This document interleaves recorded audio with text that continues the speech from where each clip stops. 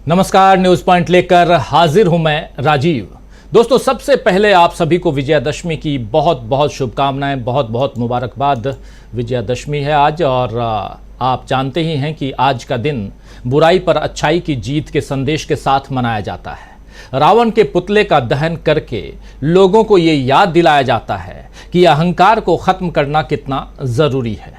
राहुल गांधी ने, आप याद कीजिए कि मणिपुर मामले में बोलते हुए प्रधानमंत्री नरेंद्र मोदी को ऐसे ही अहंकार से बचने की नसीहत दी थी जब वो बात कर रहे थे संसद के अंदर, जिसके बाद राहुल गांधी को निष्कासित करने की मांग उठाई गई थी। याद है ना आपको, जहां रावण की बात उन्होंने कही थी।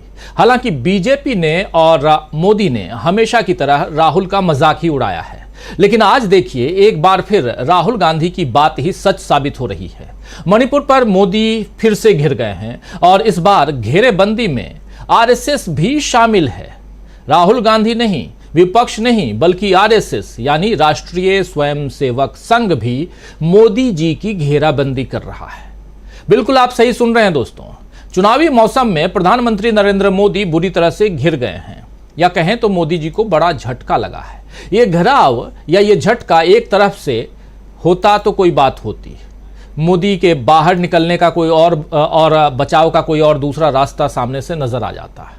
मगर इस बार तो ऐसा लग रहा है कि अपने और विरोधी सभी मिलकर मोदी को घेर चुके हैं। एक अकेला सब पर भारी कहने वाले मोदी अब बाकी सब भारी पड़ते हुए दिखाई दे रहे हैं। आज दशहरे पे आरएसएस के कार्यक्रम में सरसंघ चालक मोहन भागवत ने कहा है कि मणिपुर की शांति व्यवस्था बहाल रखने के लिए मोदी सरकार ने काम नहीं किया। जी हां, आप इस बात को, इस लाइन को दोबारा सुन सकते हैं कि मणिपुर की शांति व्यवस्था बहाल रखने के लिए मोदी सरकार ने काम नहीं किया। भागवत ने इशारों में मोदी सरकार को याद दिलाया कि उसे वहां जाना चाहिए। साथ ही भागवत ने विदेशी ताकतों का हाथ इस अशांति के पीछे होने की बात भी कही है, जिससे साफ है कि मोहन भागवत मोदी सरकार को नाकाम कह रहे हैं। कांग्रेस नेता प्रमोद तिवारी का कहना है कि मोहन भागवत ने मणिपुर जैसे संवेदनशील मुद्दे का भाषण में जिक्र कर मोदी सरकार को आईना दिखाने का काम किया है। अब तक जो सवाल इंडिया के दल उठा रहे थे, वही बात यहां मोहन भागवत ने भी कही है। इस बीच मिजोरम से भी मोदी को झटका लगा है। आपको बता दूं कि मिजोरम में 7 नवंबर को वोटिंग है। यही 7 नवंबर को वोटिंग है। बीजेपी की तरफ से चुनाव प्रचार की तैयारी के बीच सीएम जोरमथंगा ने साफ कह दिया है कि मैं प्रधानमंत्री के साथ मंच साझा नहीं करूंगा, क्योंकि वो बीजेपी से हैं और मिजोरम के सभी लोग ईसाई हैं। ये देखिए, जोरमथंगा कह रहे हैं कि मैं प्रधानमंत्री के साथ मंच साझा नहीं करूंगा क्योंकि वो बीजेपी से हैं और मिजोरम के सभी लोग ईसाई हैं। मणिपुर में मैतेई लोगों ने मणिपुर में सैकड़ों चर्च जलाए। यहाँ के सभी लोग इस विचार के खिलाफ हैं। ऐसे में अगर प्रधानमंत्री यहाँ आते हैं तो ये उनके लिए भी बेहतर होगा कि वो मंच पर अकेले रहें और मेरे लिए भी कि मैं अपने अलग मंच पर रहूं। तो ये बात कह रहे हैं जोरमथंगा, जो सीएम हैं मिजोरम में और चुनावी मैदान में अब कूद चुके हैं। चुनाव सामने है, इनको भी अपना चेहरा बचाना है और ये अब प्रधानमंत्री के साथ मंच साझा करने से बच रहे हैं। वैसे आपको पता ही है दोस्तों कि विपक्षी नेता अगर पीएम के साथ मंच साझा करने से इनकार करें तो ये अजीब बात नहीं है, लेकिन एनडीए में बीजेपी का सहयोगी दल अगर मोदी के साथ आने से इनकार कर दे तो फिर से ये मामूली बात नहीं कही जा सकती है। मिजोरम में बीजेपी की हालत पहले ही ठीक नहीं है, या कहें तो खराब है।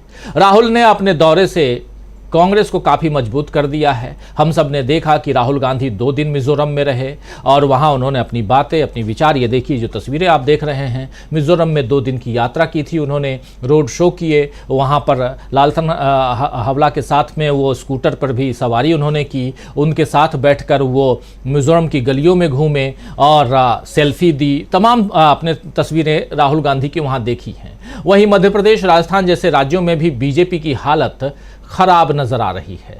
रोजाना बीजेपी नेताओं के इस्तीफे और बगावत के सिलसिले चल रहे हैं। ये तमाम विजुअल्स, तमाम वीडियो, तमाम खबरें आप सुन रहे हैं, देख रहे हैं। यानी अब मोदी चुनावी राज्यों में भी घिर चुके हैं। कांग्रेस अध्यक्ष मल्लिकार्जुन खड़गे ने तो ये यहां तक कह दिया है कि माहौल हमारे पक्ष में है और हम सभी राज्य जीतेंगे। मल्लिकार्जुन खड़गे ने यह बात कही है कि माहौल हमारे पक्ष में है और हम सभी राज्य जीतेंगे। हम 5 वे 0 आज यही स्थिति है। हम 5 वे 0 आज यही स्थिति है। हम मतलब कि कांग्रेस पार्टी, वे मतलब बीजेपी 0 आज यही स्थिति है। तो चुनावी राज्यों में कमजोर हालत के बीच मोदी का घेराव बढ़ता जा रहा है। क्या मोदी इसका कोई तोड़ निकाल पाएंगे? आज इसी पर चर्चा करेंगे। हमारे साथ कुछ वरिष्ठ साथी जुड़े हुए हैं, उन सबसे आपका परिचय करवाता हूं और इस चर्चा को आगे बढ़ाते हैं। हमारे साथ देखिए इस वक्त 6 वरिष्ठ साथी जुड़े हुए हैं। प्रोफेसर अखिल स्वामी जी हमारे साथ जुड़े हुए हैं, प्रोफेसर रविकांत जी हमारे साथ जुड़े हुए हैं। हमारे साथ आज एक अंतराल के बाद प्रमोद अग्रवाल जी जुड़े हुए हैं सीधे छत्तीसगढ़ से। प्रमोद जी आपके स्वागत करता हूं। हमारे साथ डॉक्टर दीपक पाचपुर जी जुड़े हुए हैं। हमारे साथ अमलेंदु उपाध्याय जी जुड़े हुए हैं और उधर रीवा से उस पूरे एरिया को, बघेलखंड जिसको कहते हैं, उस एरिया को कवर करते हुए हमारे साथी गजेंद्र इंगले जी जुड़े हुए हैं। गजेंद्र जी आपका भी स्वागत करता हूं। सबसे पहले स्वामी जी आपके पास ही आना चाहता हूं। आरएसएस का बयान और सीधा इनडायरेक्ट रूप से ही सही, लेकिन मोदी पर, मोदी सरकार पर हमला, क्या यहां आरएसएस जो है वो चुनाव में जाने से पहले, यानी बीजेपी चुनाव में जाए उससे पहले बीजेपी के लिए काम करता हुआ दिखाई दे रहा है, या मोदी सरकार को और मोदी जी को और बीजेपी को आईना दिखाता हुआ नजर आ रहा है? क्या कुछ कहेंगे इस टिप्पणी पे? देखिए राजीव जी, जो मोहन भागवत जी ने कहा, उन्होंने कहा कि विदेशी शक्तियां एक स्पेसिफिक क्षेत्र को उन्होंने इंगित किया। उन्होंने कहा कि उन्होंने मणिपुर के अंदर द्वेष पैदा किया और वहां झगड़े पैदा किए। इसका मतलब यह है, डायरेक्टली इनडायरेक्टली उन्होंने ये कहा कि हमारी होम मिनिस्ट्री इतनी अकर्मण्य हो गई है कि विदेशी सीमाओं के पार लोग हमारे देश के अंदर, तो जो कहते हैं कि हमारी सीमाएं बहुत ज्यादा सुरक्षित हो गई हैं, आज मोहन भागवत जी ने उसको एक प्रकार से सामने ला दिया लोगों के, और यह भी बता दिया कि केंद्र सरकार वहां पे स्थिति को नियंत्रित अगर नहीं कर पा रही है, और 6 महीने के अंदर जिस प्रकार की घटनाएं वहां घटी हैं और जिसका एक प्रकार की पुष्टि मिजोरम के चीफ मिनिस्टर ने कर दिया। देखिए एनडीए के पार्टनर हैं ये, जो चीफ मिनिस्टर हैं एनडीए के पार्टनर हैं, और एनडीए के पार्टनर ये कह रहे हैं कि अगर मोदी जी के साथ मंच में साझा करूंगा तो मेरा वोट बैंक खत्म हो जाएगा, इसलिए मैं ऐसा नहीं करूंगा। अब देखिए कर्नाटका के अंदर भी वही स्थिति है। इसका मतलब यह है, जो बीजेपी के साथ जाने की कोशिश कर रहा है, जो भी एनडीए में जाने की कोशिश कर रहा है, उसके यहां विद्रोह पनप रहा है। सीएम इब्राहिम, जो कि एच.डी. देवेगौड़ा साहब के बहुत पुराने सहयोगी हैं, उनकी स्थिति यह है कि उनकी सीएम इब्राहिम और देवेगौड़ा साहब के बीच में इतना मतभेद बढ़ गया है। आप देखिए पूरे देश के अंदर, और जो एक प्रकार से कहा खड़गे साहब ने 5-0, ये 5-0 ही केवल नहीं होगा, ये इतने अंदर की जीत होगी, क्योंकि सवाल जो है अब क्रिश्चियन, हिंदू, मुसलमान, सिख का नहीं है। ये देश के उन 80-90% लोगों का है जो देश में एक मत चाहते हैं, जो देश में एकजुटता चाहते हैं, जो देश में मोहब्बत चाहते हैं, और वो 15-20% के बीच में ये संघर्ष है, जो 15-20% लोग देश को तोड़ना चाहते हैं और देश को विखंडित करना चाहते हैं। तो अभी तो देखिए शुरुआत है राजीव जी, धीरे धीरे आप स्थिति देखिएगा, बीजेपी के लोग भी, बीजेपी के मुख्यमंत्री भी ये कहेंगे कि मोदी जी कृपा करके मेरे स्टेट में ना आए, क्योंकि मेरे स्टेट में अगर मोदी जी आएंगे तो इससे स्थिति हमारी पार्टी की खराब होगी। इसलिए जो क्षेत्रीय छत्रप हैं उन्हीं को चुनाव लड़ने का अवसर दिया जाए और केंद्रीय हस्तक्षेप कम हो, क्योंकि जिस प्रकार से हिमाचल प्रदेश में और कर्नाटका के अंदर जो केंद्रीय हस्तक्षेप है उसका हश्र हुआ है, उससे ये सभी राज्य स्तर के नेताओं को इस समझ में आ गया है, जितना ये लोग वहां जाएंगे इतना ज्यादा उनको नुकसान होगा। तो मुझे ऐसा लगता है कि जो बीजेपी है उसके अंदर केंद्रीय नेतृत्व और राज्य स्तर के नेतृत्व के बीच में तलवारें खींच गई हैं, क्योंकि उन्हें यह महसूस हो गया है कि जो ये घृणा और द्वेष की राजनीति 9.5 साल से चली थी, इसका हश्र बहुत बुरा होने वाला है, और उनके हित में यह है जितनी जल्दी इनसे अपना पीछा छुड़वा लें और जो अपना क्षेत्रीय स्तर पे जो प्रयास कर सके हैं करें, क्योंकि केंद्रीय हस्तक्षेप से उनका बहुत ज्यादा नुकसान होने की संभावना है। इसलिए जो ये शुरू हुआ है मिजोरम से और मणिपुर से, मुझे लगता है मोदी जी 30 अक्टूबर को मिजोरम शायद नहीं जाएंगे। उन्हें ये पता चल गया है, नॉर्थ ईस्ट ही नहीं, साउथ ही नहीं, नॉर्थ ही नहीं, वेस्ट नहीं, पूरा हिंदुस्तान उनके अगेंस्ट खड़ा हो गया है और मोहब्बत के रास्ते पे चल पड़ा है। अब नफरत का इस देश में कोई स्थान नहीं। जी बिल्कुल, नफरत का इस देश में कोई स्थान नहीं है। मोहब्बत का पैगाम जो है वो राहुल गांधी लगातार दे रहे हैं। नफरत के बाजार में मोहब्बत की दुकान की बात करते रहे हैं। और आज देखिए विजयादशमी का दिन है और इस वक्त जब हम चर्चा कर रहे हैं तो पूरे देश में कई जगहों पर, और देखिए ये प्रधानमंत्री नरेंद्र मोदी जी भी रावण का दहन करने के लिए जो तीर और कमान लिए हुए देखिए और तीर छोड़ रहे हैं और एक सिंबॉलिक कहा जाता है कि यहाँ से रावण का दहन होता है। और ये दिल्ली में, आप दिल्ली के द्वारका से ये सीन देख रहे हैं। खैर, लेकिन ये तस्वीरें क्या सिर्फ सिंबॉलिक ही रह जाती हैं? जब आप चुनावी मैदान में आते हैं तो परिस्थितियां क्यों नहीं बदलती हुई दिखाई देती? जब आप राजपाट में जुटे रहते हैं तब क्यों नहीं परिस्थितियां बदली हुई नजर आती हैं? जो अभी स्वामी जी कह रहे थे, बहुत शानदार बातें यहां रख रहे थे आप। जरा इन्हीं बातों से इतर मणिपुर को लेकर के आज जब, और कल भी हम लोग चर्चा कर रहे थे कि आरएसएस प्रमुख का आज भाषण होगा। उस भाषण में आज हो सकता है कि कुछ बातें होंगी, कुछ नसीहत भरी बातें होंगी और वही दिखाई दी। लेकिन सबसे बड़ी बात यहां यह दिखाई दे रही थी कि यहां मणिपुर को लेकर के आखिर आज मोहन भागवत को क्यों बोलना पड़ा, यह सबसे बड़ा सवाल है। प्रोफेसर रविकांत जी, आखिर मणिपुर को लेकर मोहन भागवत को क्यों बोलना पड़ा? स्वामी जी कह रहे हैं कि मिजोरम को देख लीजिएगा कि नहीं जाएंगे प्रधानमंत्री नरेंद्र मोदी। हो सकता है जो स्वामी जी कह रहे हैं ऐसा हो, लेकिन सबसे बड़ी बात कि मोहन भागवत मणिपुर को लेकर क्यों बोल रहे हैं? मोहन भागवत इशारों इशारों में मोदी जी को और मोदी सरकार को क्यों घसीट रहे हैं, घेर रहे हैं? भाई ये तो उनकी सरकार है, लेकिन उनको क्या जरूरत आन पड़ी यहां पे कि आज अपनी सरकार पर ये बातें करें? या यहां भी कोई इसके पीछे पॉलिटिक्स है जो जनता को समझनी चाहिए? प्रोफेसर रविकांत जी। शुक्रिया राजीव जी। एक दौर था जब नरेंद्र मोदी भारतीय जनता पार्टी के लिए शुभंकर हुआ करते थे। उन्होंने जो वादे किए लोगों से, उन वादों को लेकर के लोग बहुत मुतमईन थे और मोदी जी को उन्होंने छप्पर फाड़ करके पूरा मैंडेट दिया। लेकिन इन 9 साल में उस समूचे भारत को, उन लोगों को यह समझ में आ गया है कि मोदी जी केवल छोड़ते ही अच्छा है। वो अभी जो आपने दिखाया था न, तीर जो छोड़ा जा रहा था, फेंकते बहुत अच्छा है। लेकिन यहां फेंक भी नहीं पा रहे हैं, ना छोड़ पा रहे हैं। देखिए क्या स्थिति बनी हुई है, देखिए जरा, उन्हें देखिए, ये देखिए तीर वो नहीं खींच पा रहे हैं। तो आप जो कह रहे हैं वो भी नहीं हो पा रहा आज की तारीख में।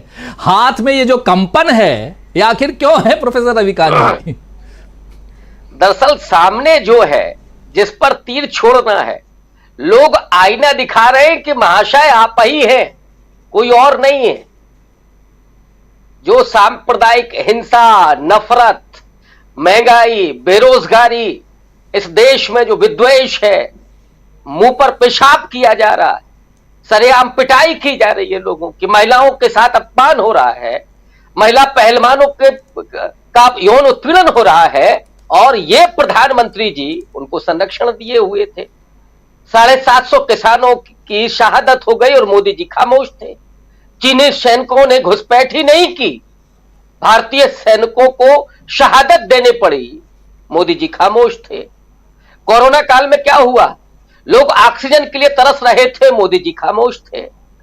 उसी नोटबंदी में लोग लाइन में लग करके मर गए, मोदी जी खामोश थे। तो असल में रावण किस बात का प्रतीक है? बुराई का। रावण प्रतीक है विध्वंस का, रावण प्रतीक है बेईमानी का, छल का, झूठ का, कपट का। तो अब मोदी जी के सामने मैंने कहा ना कि उल्टा करके आईना रख दिया है लोगों ने, तो बेचारे वो हाथ चलेंगे कैसे? 9 साल में तो उनको समझ में आने लगा होगा। और मैं इस बात को मानने के लिए तैयार नहीं हूं कि मोदी जी को एहसास नहीं होता होगा। बेचारे अकेले आदमी हैं। जब शाम को तमाम सभाओं से घर लौट करके आते होंगे तो थोड़ा बहुत उन्हें होश रहता होगा, थोड़ा चिंतन करते होंगे तो जाहिर तौर पर उनके अपने वो वादे याद आते होंगे कि हमने देश को क्या सपना दिखाया था, हमने देश के लोगों से क्या वादे किए थे और हम क्या से क्या हो गए जी। तो ये जो जिसको कहते हैं ना कि आत्मा कभी मरती नहीं है, कितना भी आप उसके ऊपर पाप, छद्म, झूठ का कितना भी आप उस पर लेबल चढ़ा दें, लेकिन वो कभी ना कभी तो 24 घंटे में एक बार तो जागृत होती ही। तो वो जो मलाल रहता होगा मोदी जी को, तो कभी कभी कांपते भी होंगे और इसलिए वो हाथ कांप रहे। और आज तो चारों तरफ से आलोचना हो रही है, संघ ने भी उनको आईना दिखा दिया है कि क्या हुआ मणिपुर में। वो वजह है कि अब लोग जाग गए, जो मोहन भागवत ने कहा ना कि जो अपने आप को कहते हैं कि जागृत है, ये जागृत लोगों पर काहे वो परेशान है मोहन भागवत, कि लोग जाग गए हैं कि जो 9 साल से चल रहा है वो केवल और केवल नफरत, विद्वेष, हिंसा, झूठ और फरेब है। विकास के नाम पर वो विनाश का पूरा तांडव है और इसलिए आरएसएस भी व्याकुल है और मोदी जी तो कांप ही रहे हैं। जी राजीव जी बिल्कुल, आरएसएस व्याकुल है और मोदी जी कांप रहे हैं, लेकिन धरातल पे क्या कुछ चल रहा है। आरएसएस की बात हम कर रहे हैं और आज इसलिए कर रहे हैं क्योंकि आज विजयादशमी के दिन आरएसएस प्रमुख जो हैं वो भाषण देते हैं और भाषण में हमेशा हिंदू राष्ट्र और तमाम बातें करते हैं। वो भी आज भी वो तमाम बातें कर तो रहे थे, लेकिन साथ साथ आखिर उनको मणिपुर की चिंता क्यों हो गई, ये एक बड़ा सवाल है। और जब मणिपुर की चिंता कर रहे थे तो वो अपनी ही सरकार को घेर रहे थे, नरेंद्र मोदी को घेर रहे थे, उनकी सरकार को घेर रहे थे। और आखिर ऐसा क्यों कर रहे थे, ये एक बड़ा सवाल है, उस पर हम चर्चा कर रहे हैं। और साथ साथ क्या कुछ चल रहा है ग्राउंड जीरो पे, क्या कुछ चल रहा है राजस्थान में, क्या कुछ चल रहा है मध्य प्रदेश में, तेलंगाना में, छत्तीसगढ़ में, मिजोरम में, इन तमाम राज्यों में क्या कुछ हो रहा है, चुनाव की परिस्थितियां कैसे बदल रही हैं, ये सब हम जान रहे हैं। हमारे साथ उधर रीवा से जुड़े हुए हैं हमारे साथी गजेंद्र इंगले जी। गजेंद्र इंगले जी, आपके पास सीधे आना चाहता हूं। और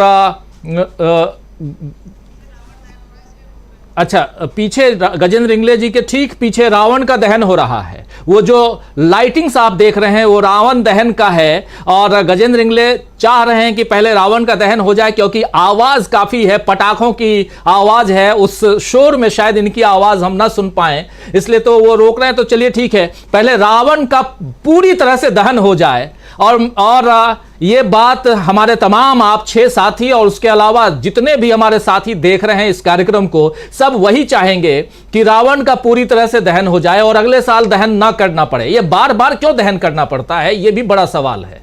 लेकिन आना चाहता हूं जब तक उधर रावण का दहन हो जाए, क्योंकि गजेंद्र इंगले जी के पीछे लाइटिंग्स देखिए शानदार, अलग अलग कलर में लाइटिंग्स। और लेकिन हर बार एक नया रावण क्यों इकट्ठा हो जाता है, एक नया रावण कैसे पैदा हो जाता है, यह भी बड़ा सवाल है। चलिए इस पर चर्चा करेंगे। लेकिन प्रमोद अग्रवाल जी, आपके पास आना चाहता हूं, छत्तीसगढ़ से जुड़े हुए हैं। आज हमारे 2 साथी हैं छत्तीसगढ़ से। प्रमोद अग्रवाल जी, जरा आपसे समझूं, मध्य प्रदेश, छत्तीसगढ़, राजस्थान, ये तीनों हिंदी पट्टी और तीनों हिंदी पट्टी में कांग्रेस की क्या हालत है। छत्तीसगढ़ से शुरुआत अगर करें तो छत्तीसगढ़ का तो क्लियर दिखाई दे रहा है कि हाँ, वहां पे अब कितनी सीटें बढ़ती हैं या घटती हैं कांग्रेस की, ये हम देखेंगे। लेकिन मध्य प्रदेश और राजस्थान की खबरें भी आपके पास होंगी, जरा बताइए। जब तक उधर रावण का पूरी तरह से दहन न हो जाए तब तक हम रीवा नहीं चलेंगे, लेकिन इधर आप चूंकि छत्तीसगढ़ में, प्लीज बताइए क्या कुछ आप देख रहे हैं।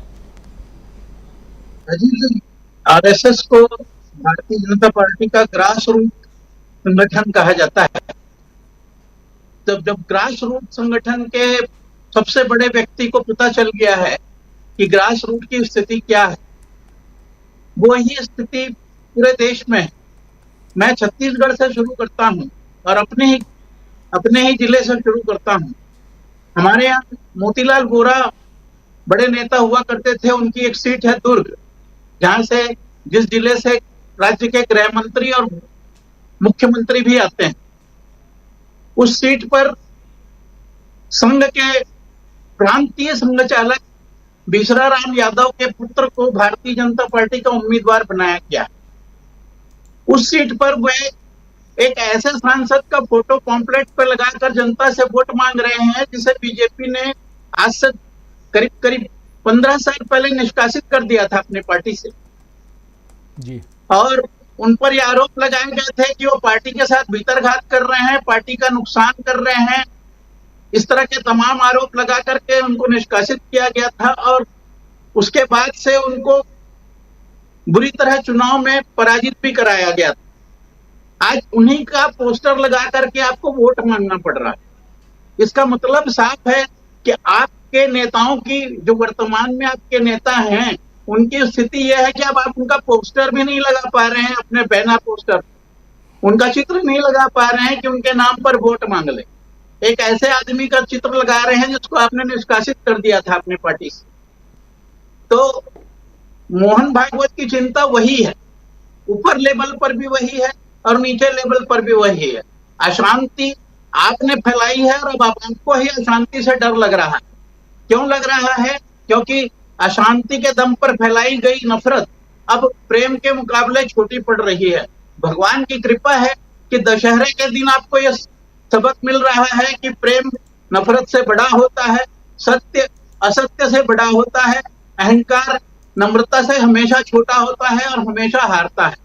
इसलिए इस सरकार को ये समझ लेना चाहिए कि आपकी स्थिति आने वाले 6 महीने में क्या होने वाली है।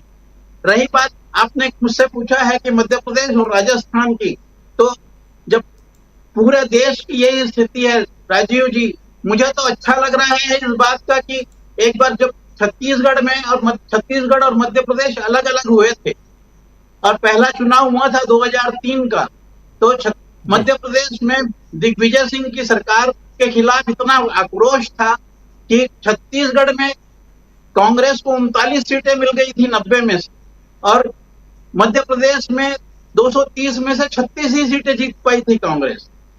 इतना ज्यादा विरोध था कांग्रेस की सरकार।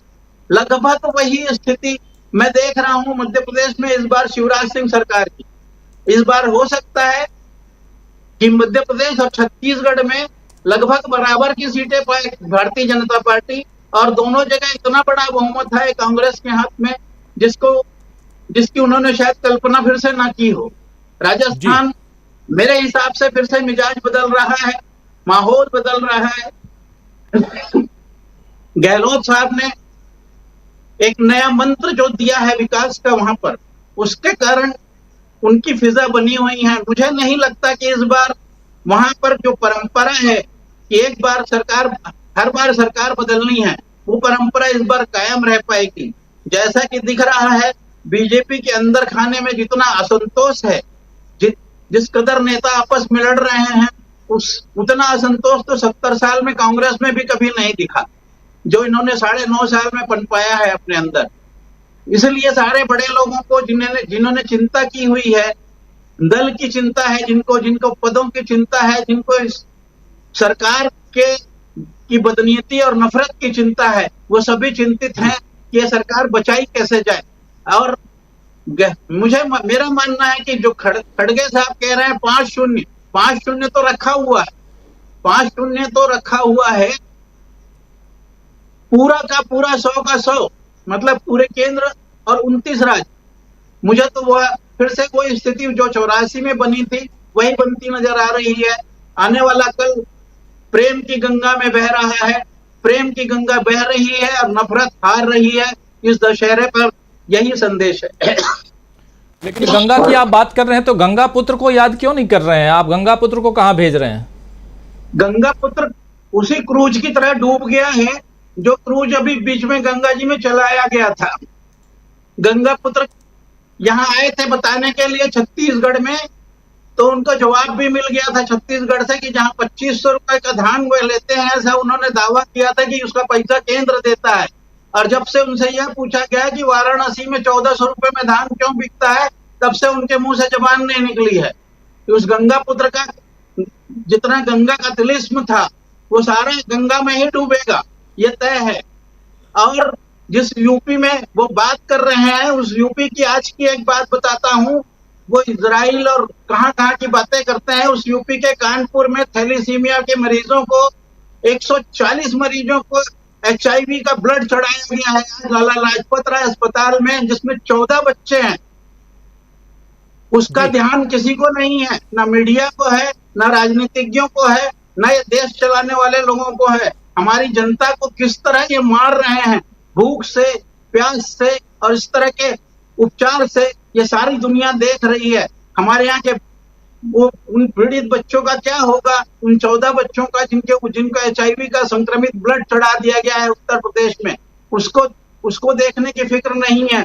यही फिक्र खाई जा रही है आरएसएस को कि जहां जहां अशांति है वहां वहां आप हैं, जहां जहां शांति है वहां सारे दूसरे लोग हैं। और यही चिंता सहयोगियों को भी खाई जा रही है कि इनके इस अशांति के साथ बैठेंगे तो अपना घर फूंक कर ही तमाशा देखना है। राजीव जी। जी जी, बिल्कुल बिल्कुल। आना चाहता हूं, अगर आवाज पीछे से चली गई हो, डीजे की आवाज पीछे और साथ में रावण का दहन, गजेंद्र इंगले साहब, गजेंद्र इंगले जी, क्या आवाज हमारी आ रही है और पीछे कैसी आवाज है? अगर अब गाना बजाना, डीजे और रावण का दहन हो गया हो तो फिर आपके पास आऊं। जी, एक्चुअली ये माता निकल रही हैं अभी। अच्छा, तो अभी थोड़ी देर और रुक जाते हैं फिर आप तक आने से पहले, क्योंकि उधर गाना अगर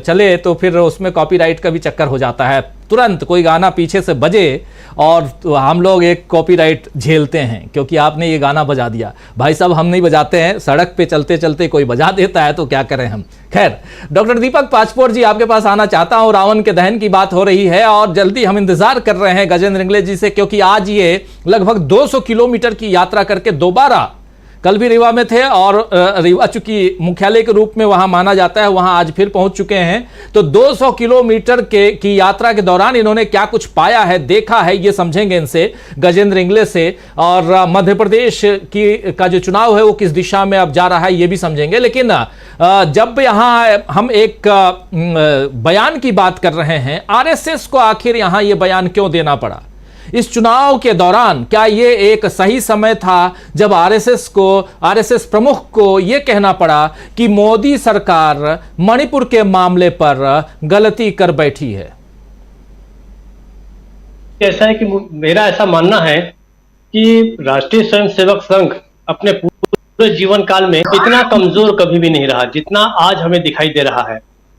लगता तो ऐसा है और ऐसा कहा भी जाता था कि ये रिमोट कंट्रोल जो होता है भारतीय जनता पार्टी का या उसके पहले जनसंघ का या इसके तमाम बाकी जो हिंदूवादी संगठन है, इसका जो अल्टीमेट रिमोट है वो रहता था किसी समय राष्ट्रीय स्वयंसेवक संघ के पास।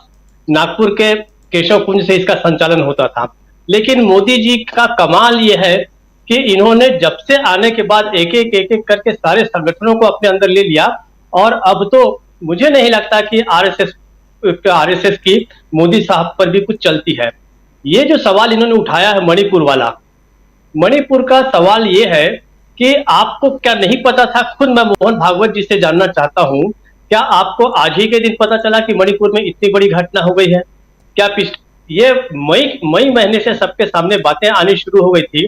उस समय आप ये क्यों नहीं कह सके मोदी जी को, या उस समय क्यों नहीं कह सके आप शाह साहब को? आप अभी आज कह रहे हैं अमित शाह जी को कि आप गृह मंत्री हैं, वहां जाइए, वहां बैठिए और सारे मंत्रियों को भी जाकर वहां पर बैठना चाहिए। क्या खुद आरएसएस के लोग वहां गए? असली बात यह है कि जितना भी ये वहां पर मणिपुर में जो कुछ हुआ है, विभाजन हुआ है 2 समुदायों के बीच में, इसका सबसे बड़ा फायदा उठाने का चक्कर जो था वो तमाम हिंदूवादी संगठन ही उठा रहे थे।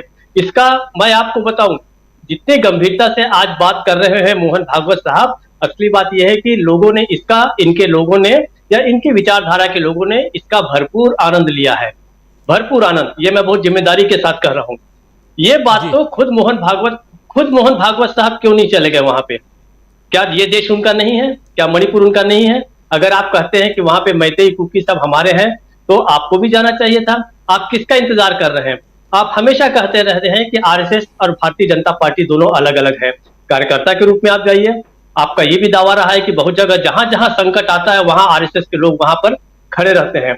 आपको याद होगा इन्होंने एक बार यह तक कहा था कि भारतीय सेना जहां पर 3 महीने में पहुंचते हैं वहां हमारे कार्यकर्ता 3 दिनों में पहुंच जाते हैं। तो मणिपुर था कितना दूर आपके लिए? और वैसे भी उत्तर पूर्व में भी पिछले लंबे समय से भारतीय जनता पार्टी आरएसएस का जो है वो काम होता रहा है। दूसरी बात, आपकी सरकार, आपकी मतलब मोदी जी की सरकार तो ये दावा करती रही थी कि नोटबंदी के बाद तमाम तरह के आतंकवादियों, चरमपंथियों, अलगाववादियों की कमर टूट गई है।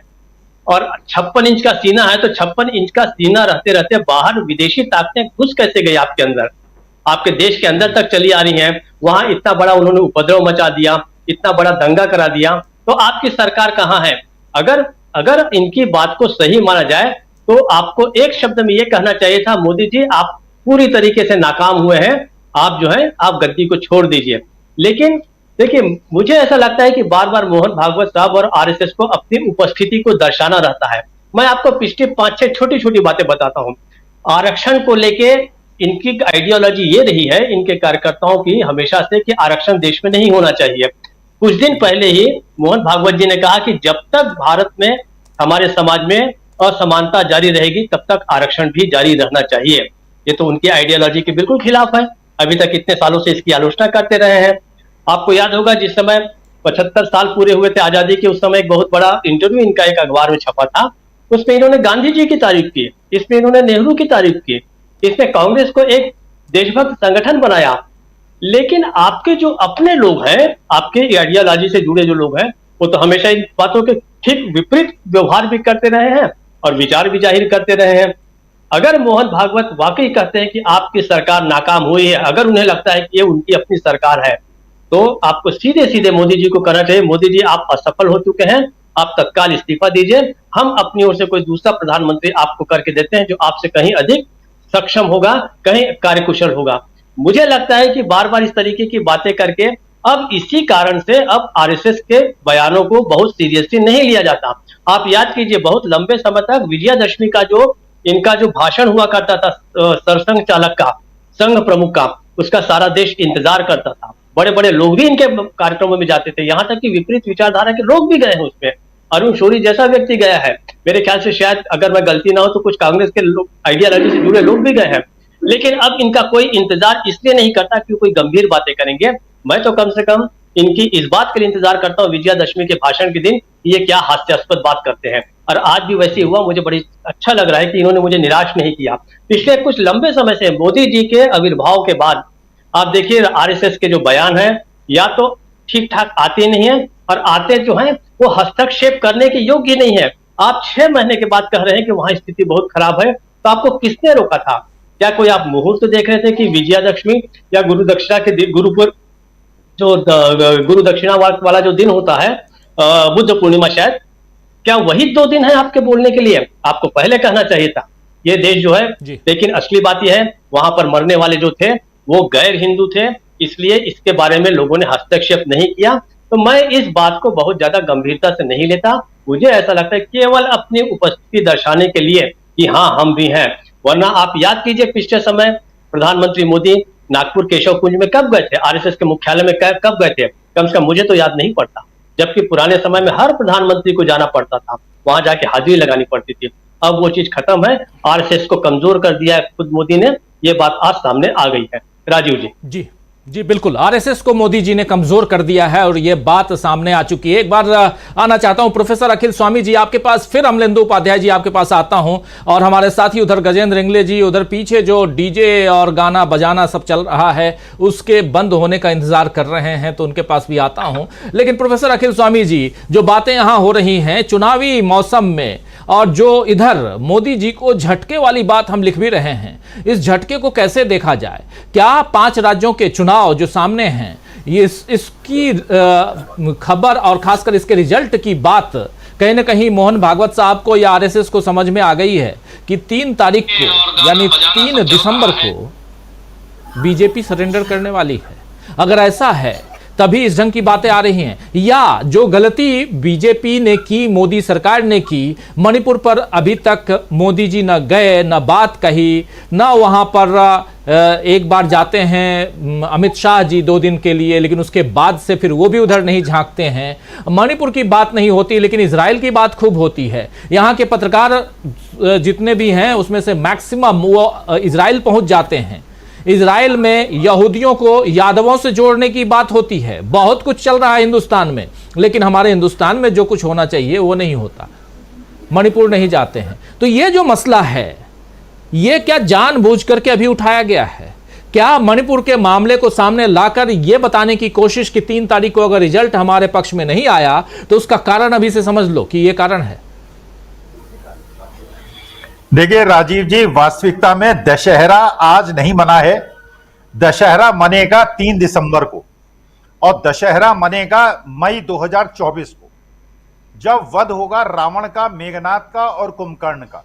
देखिए, जब असत्य का नाश होगा, अधर्म का नाश होगा, धर्म जीतेगा, सत्य जीतेगा, प्रेम जीतेगा और मोहब्बत जीतेगी। देखिए, वास्तविकता यह है, 2-3 घटनाओं को सुनिए आप, जरा देखिए कैसे खबरों को दबाया जाता है और जनता तक वो खबरें पहुंचने नहीं दी जाती।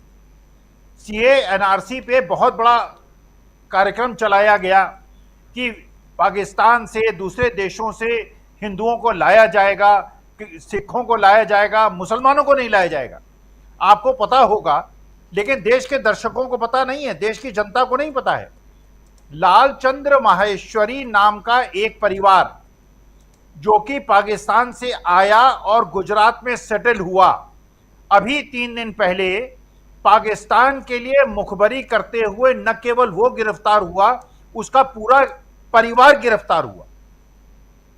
इसका मतलब यह है कि केवल हिंदू मुसलमान का मतलब नहीं है, जो राष्ट्रभक्त मुसलमान, सिख, ईसाई हैं, उनको प्रताड़ित करना और लालचंद माहेश्वरी जैसे पाकिस्तानी हिंदुओं को जो मेरे देश के अंदर भेद लेके पाकिस्तान को भेजते हैं, केवल उनको केवल प्रश्रय हिंदुस्तान में इसलिए देना कि वो हिंदू हैं, कितनी गलत चीज है। दूसरी राजीव जी चीज देखिए, पिछले 5 साल के अंदर, पिछले 5 साल का हंगर इंडेक्स का अगर आप कीर्तिमान देखेंगे, क्या देश की जनता को यह बात पता है? गोदी मीडिया को देखने वाली देश की जनता को क्या यह बात पता है? पिछले 5 साल से हंगर इंडेक्स में लगातार हम फिसल रहे हैं और हमारी स्थिति पाकिस्तान से, नेपाल से, बांग्लादेश से भी बदतर है। हम नीचे गिर रहे हैं। मेरे भारतवर्ष के गरीब लोग का शोषण हो रहा है। जीएसटी के माध्यम से आवश्यक वस्तुओं पे टैक्स लगा के उनके जेब से पैसे को निकाला जा रहा है और ये सारा का सारा पैसा अपने पूंजीपति मित्रों को दिया जा रहा है। देखिए कितने कंट्रडिक्शन है। देखिए ये बात हो रही है देश की अंदरूनी। विदेश नीति की बात कीजिए, विदेश नीति में मोदी जी इजराइल का समर्थन करते हैं और पैलेस्टाइन को आर्थिक मदद करते हैं। हमारे यहां दवाइयां भेजी जा रही हैं जो पैलेस्टीन्स के लिए भेजी जा रही हैं और समर्थन इजराइल का करते हैं। देश का विदेश मंत्रालय फिलिस्तीन के साथ खड़ा है और मोदी जी इजराइल के साथ खड़े हैं। देखिए विडंबना देखिए, विरोधाभास देखिए, कंफ्यूजन देखिए, कंट्रडिक्शन देखिए। तो मैं तो राजीव जी वास्तविकता में आज दशहरा हमने मना लिया, एक दूसरे को शुभकामनाएं दे दी, प्रेम संदेश दे दिए, खुशी मना ली। लेकिन मैं तो खुशी उस दिन मनाऊंगा और जो देखिए रावण मेघनाद जो वध करेगा वो मेरा राम होगा। पुरातन काल में भगवान राम ने रावण का वध किया था, वे मेघनाद का वध किया था, इसलिए वो पुरातन काल के राम थे। इस कलयुग में जो भी वध करेगा और जिस भी प्रदेश में वध करेगा और जितनी अच्छी तरह से वध करेगा वो मेरे राम होंगे। क्यों दशहरा मनाया जाएगा, 3 दिसंबर को मनाया जाएगा और मई 2024 को मनाया जाएगा, क्योंकि मैं अपने प्यारे भारतवर्ष को, अपनी भारत माता को धर्म और जाति में विभाजित होते हुए इस जहर से मैं परेशान हूं। मेरा शिक्षक मंग दुखी है और इस जहर को मैं खत्म करना चाहता हूं। यहां प्रेम की गंगा बहनी चाहिए, गोमती बहनी चाहिए, नर्मदा बहनी चाहिए और एक का ऐसा माहौल बनना चाहिए जिसमें पूरे भारतवर्ष के हर क्षेत्र के, हर भाषा बोलने वाले, हर खाना, हर प्रकार का भोजन पदार्थ ग्रहण करने वाले प्यार मोहब्बत से रहेंगे। ना कोई कुकी होगा, ना कोई मैती होगा, ना मिजो होगा, ना नागा होगा, ना तमिल होगा, ना तेलुगु होगा। मेरा धर्म और जात केवल हिंदुस्तानी होगा, मैं केवल भारतीय होऊंगा और किसी मुसलमान, दलित, आदिवासियों पे अगर कोई अत्याचार हुआ तो ये वृद्ध जो शिक्षक है उनके बीच में आ जाएगा, किसी पे हाथ नहीं उठाने देंगे। और मैं मानता हूं जब ये रावण युग खत्म होगा उसके बाद देश में प्रेम और संभाव और सद्भाव पूरे देश में दिखाई पड़ेगा। विश्व मानेगा यही भारतवर्ष है जिसको वो हमेशा से गांधी युग से देखते आए हैं, और यही भारतवर्ष विश्व फिर दोबारा देखेगा जो 9 साल से वो देखने से वंचित रह गया। जी बिल्कुल बिल्कुल सही आप कह रहे हैं। 9 साल की बात, 9 साढ़े 9 साल में मोदी सरकार क्या अपनी योजनाओं को, अपनी नीतियों को आगे बढ़ा पाई है, ये एक बड़ा सवाल है। और क्या इस देश में एकता की जो गांठ थी वो मजबूत हुई है या ढीली हुई है, ये भी बड़ा सवाल है। यहां इसका जवाब ढूंढने की जरूरत नहीं है, आप सब तमाम साथी अच्छी तरह से जानते हैं इसका जवाब क्या हो सकता है। लेकिन सवाल यहां सबसे बड़ा ये है कि आखिर मोहन भागवत को क्यों बोलना पड़ा, मणिपुर का नाम क्यों लेना पड़ा। सवाल ये है कि जो मल्लिकार्जुन खड़गे कह रहे हैं कि 5-0, 5 हम जीतेंगे और 0 वो, इसमें कितना दम है। और ग्राउंड पे हमारे साथी गजेंद्र इंगले जी हैं, उनके पास आऊंगा, लेकिन उनसे पहले अमलेंदु उपाध्याय जी कि कैसे देखते हैं। 2 बातें यहां आ रही हैं, एक मोहन भागवत की बात और दूसरी बात मल्लिकार्जुन खड़गे की। और राहुल गांधी ये बात एक बार नहीं 3-3 बार कह चुके हैं 5-0, और अब मल्लिकार्जुन खड़गे भी 5-0 की बात कह रहे हैं। तो जो यहां 5-0 की बात आती है तो उधर मोहन भागवत को मणिपुर याद आता है, ये माना जाए। और अगर मणिपुर याद आता है तो फिर ये बात जैसे कह रहे थे डॉक्टर दीपक पाचपोर जी भी और तमाम हमारे साथी कि आखिर ये बात पहले क्यों नहीं याद आई। आपने मणिपुर पे अभी तक कोई बात क्यों नहीं की, जहां वहां महिलाओं के साथ जो कुछ हो रहा था, वहां कुकी मैतेई के बीच में जो कॉन्फ्लिक्ट चल रहा था, जो वार जोन बना दिया गया, इसकी बात क्यों नहीं। आप यहां की बात नहीं करते हैं, लेकिन फट से तुरंत आप इजराइल की चर्चा करने लगते हैं, आप उस पर अपनी बात रख देते हैं।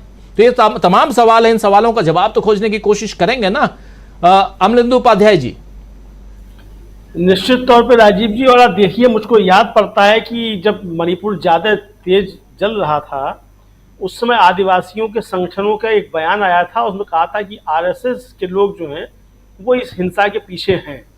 तो अब ये है कि नहीं, ये तो जिनका बयान था वो जाने और मोहन भागवत जी जाने हैं कि नहीं। हालांकि वो अपने स्वयं सेवकों की आज बहुत बड़ाई कर रहे थे अपने भाषण में कि उनके स्वयं सेवकों ने वहाँ अपनी जान हथेली पे रख के बहुत सारा काम किया है।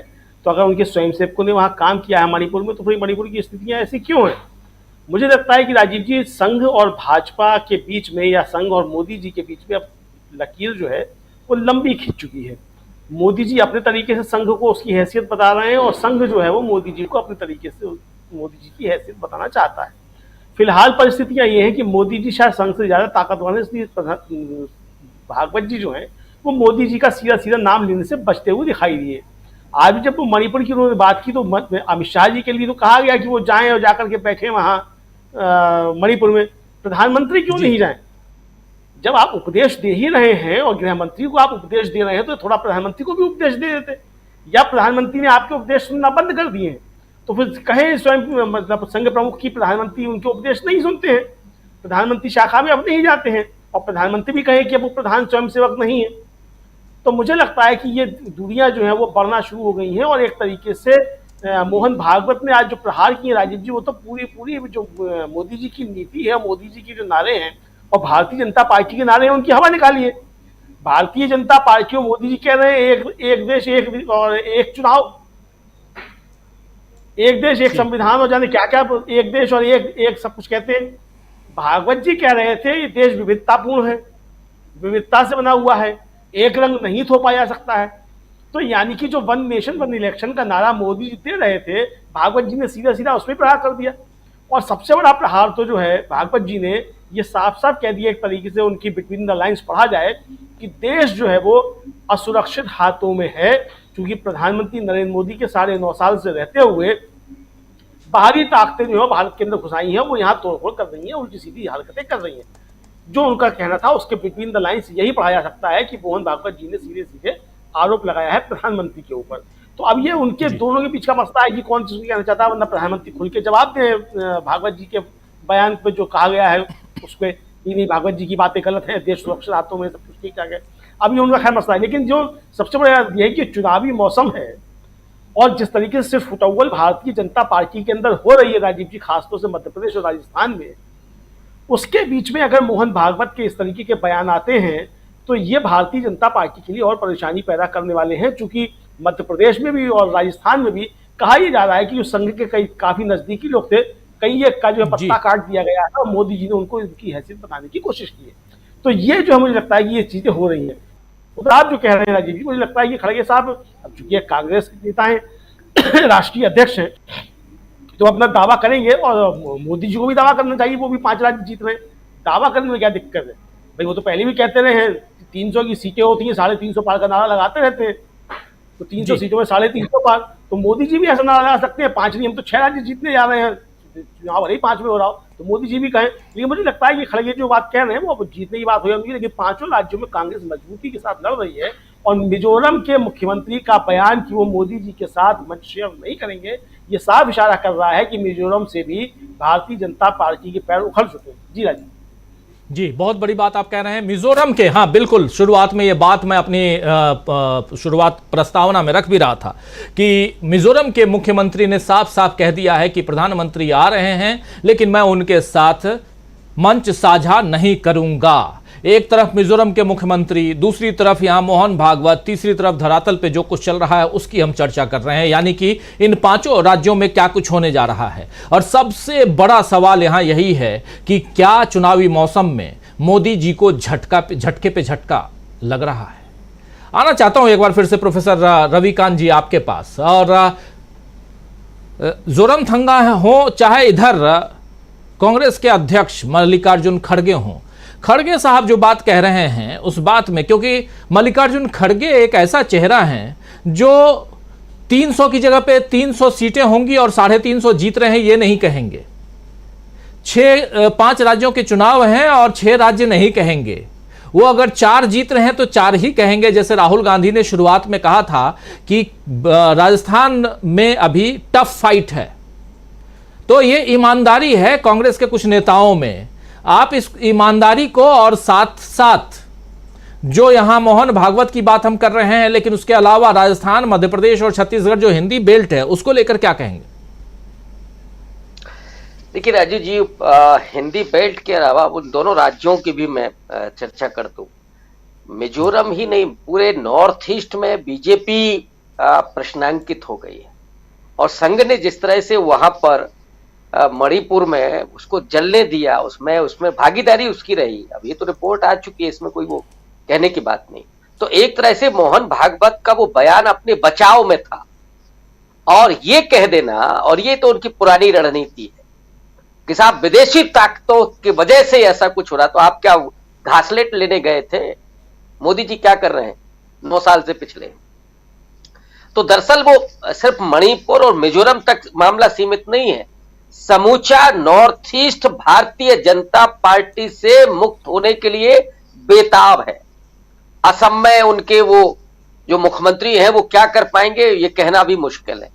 तेलंगाना को अगर आप देखें, तेलंगाना में भारतीय जनता पार्टी ने इस बात को समझ लिया राजीव जी कि अगर वो चुनाव लड़ती है तो कांग्रेस को आसान जीत मिल जाएगी, इसीलिए अब विड्रॉ कर लिया उसने अपने आप को। और वहां मुकाबला केवल बीआरएस और कांग्रेस पार्टी के बीच है। राहुल गांधी, मल्लिकार्जुन खड़गे, प्रियंका गांधी और जो वहां की लोकल लीडरशिप है बहुत मजबूती के साथ चुनाव लड़ रही है और वहां पर पलड़ा भारी कांग्रेस पार्टी का है। अब 3 राज्यों की बात, जो हिंदी पट्टी के राज्य हैं, जिसको राजेंद्र यादव गोबर पट्टी कहा करते थे, वो सारे अंधभक्त यहीं पाए जाते, लेकिन उनका भी तो थोड़ा बहुत मानस है जो थोड़ा जिंदा बचा हुआ था। वो महंगाई, बेरोजगारी, उसके बाद दम घुटने लगा ना उनका। कितने दिन तक वो जो अफीम है चाटेंगे, कब तक चाटेंगे? कुछ तो परमानेंट है, उनकी बात छोड़ दीजिए, वो कभी नहीं बदल सकते। लेकिन जब हालात ऐसे हों कि हर घर में एक बेरोजगार बेटा या बेटी बैठी हो और बाप पुरानी पेंशन के लिए तरस रहा हो, गरीबों का आलम क्या है? 5 किलो आपने राशन में लगा दिया, दलितों पर, आदिवासियों का लगातार अन्याय और उत्पीड़न हो रहा है। महिलाओं के साथ जो हो रहा है, अभी जो आपने रावण दिखाया था ना मोदी जी वाला, उस पर लिखा हुआ था कि नारियों का उत्पीड़न करने वाला अब मुझे तो वो याद आ रहा था ब्रजभूषण शरण सिंह, जो उसी पार्लियामेंट में बैठ करके अट्टहास कर रहा था और मोदी जी वो नारी शक्ति बंधन को लेकर के वो बहस कर रहे थे, वहां बात कर रहे थे। अजीब, आपको मजाक नहीं लगता है? और क्या बीजेपी आरएसएस ने इस देश के लोगों को बेवकूफ समझ रखा है? आप अपने झूठ से एक आध बार तो चल सकते हैं, लेकिन इस देश के लोगों का विवेक ऐसा नहीं है कि बार बार आपके झूठ पर भरोसा कर ले। इस देश के लोग बड़े भोले भी हैं, लेकिन जब अपने पर आते हैं तो फिर आईना नहीं दिखाते हैं, वो सीधा सैल्यूट करते हैं। तो वो वक्त आ गया है और लोग उसके इंतजार में बैठे हैं, चाहे छत्तीसगढ़ हो, राजस्थान हो, मध्य प्रदेश हो।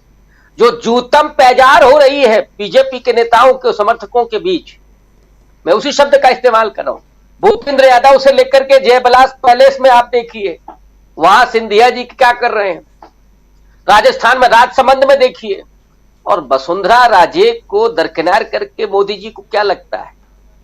गए तो थे कर्नाटक में येदियुरप्पा को किनारे करके, 19 बड़ी रैलियां, 6 रोड शो और तमाशा, टाई टाई फिश। लोगों ने दिखा दिया ना कि साहब मोदी जी यहां नहीं चलेगा। तो वही हालत अब राजस्थान में भी है, छत्तीसगढ़ में भी है और मध्य प्रदेश में भी है।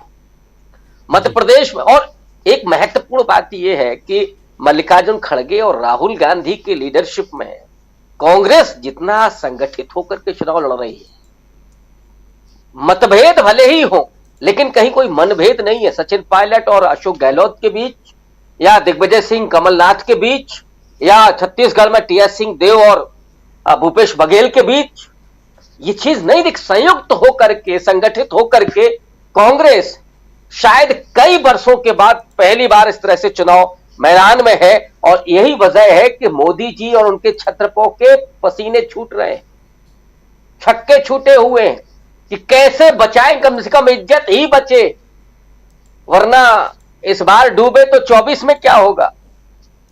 ये हालात है उत्तर भारत के भी, और यही वजह है कि मोहन भागवत कुछ बोल रहे हैं, नरेंद्र मोदी कुछ बोल रहे हैं, और ये बोलाबाली चलती रहेगी। लोग बैठे हैं खामोश, उन्हें इंतजार है वो बटन दबाने का। जी राजीव जी बिल्कुल, लोग खामोश हैं, इंतजार बटन दबाने का। क्या चीज, कौन सा बटन? चुनाव का, यानी कि वोटिंग मशीन, ईवीएम। जाइए वोट दे के आइए जिस दिन आपके यहाँ वोटिंग हो, और ज़रूर दीजिए, लेकिन उससे पहले उस सूची में आपका नाम है कि नहीं, आप वोटर हैं या नहीं, ये भी ज़रूर इसकी तहकीकात कर लीजिए, इसकी जानकारी आप प्राप्त कर लीजिए। आना चाहता हूं डॉक्टर दीपक पाचपोर जी, बहुत इम्पोर्टेंट पहलू पे चर्चा यहाँ हो रही है, और उसमें भी कि क्या मोदी जी, चूंकि कर्नाटक के चुनाव, उसका जिक्र कर रहे थे अभी प्रोफेसर रविकांत जी, कर्नाटक के चुनाव में मोदी जी ने अपने नाम पे पूरा का पूरा चुनाव लड़ा। पहले येदियुरप्पा की बात आई, आप देखिए वो तमाम घटनाक्रम को हम यहाँ दोबारा रिपीट करना नहीं चाहते, लेकिन सबसे बड़ी बात ये कि उसके बाद से ये 5 राज्यों का चुनाव, कर्नाटक हार के बाद 5 राज्यों का चुनाव है, और जिसमें भी कहा जा रहा है कि यहाँ शायद ही कोई राज्य बीजेपी जीत पाए। लेकिन इन तमाम राज्यों में भी बीजेपी मोदी जी को ही चेहरा बना करके चुनाव लड़ रही है, और यहां अगर हार मिलती है तो फिर आगे क्या कुछ, या मोदी जी का चेहरा किनारे रख करके नड्डा साहब का चेहरा जो अभी दिखाया जा रहा है वही चलता रहेगा। और लोग, यहां की जनता जो है, क्या वो सब कुछ समझती है, नहीं समझती, या समझती है? क्या वो जान नहीं रही है कि मोदी जी का चेहरा भी अब काम नहीं कर रहा है? डॉक्टर दीपक पाचपोर। राजीव जी, आपकी आवाज बहुत कम है, लेकिन मैं थोड़ा बहुत जो मेकआउट कर सका हूं उसके आधार पे मैं जवाब दूं। अगर मैं इररिलेवेंट होता जाऊं तो कृपया मुझे बताइएगा। देखिए, मोदी जी का हमने पिछले लगभग 60-70 सालों का जो हमारा जो चुनावी इतिहास है, लोकतांत्रिक इतिहास है या संसदीय इतिहास है, इसमें मुझे ऐसा लगता है कि कोई भी इतना स्वार्थी नेता कभी नहीं हुआ जिसके पास केवल एकमात्र उद्देश्य है अपना पद बचाकर रखना और अपने चुनाव जीतते जाना। जितने भी चुनाव देश में होते हैं वो चाहते हैं कि केवल मेरा ही चेहरा है। कोई भी सरकारी उपक्रम का कोई भी काम हो, केवल वो अपना ही चेहरा चाहते हैं। कहीं पर कोई भी काम हो, मोदी जी अपना ही चेहरा चाहते हैं।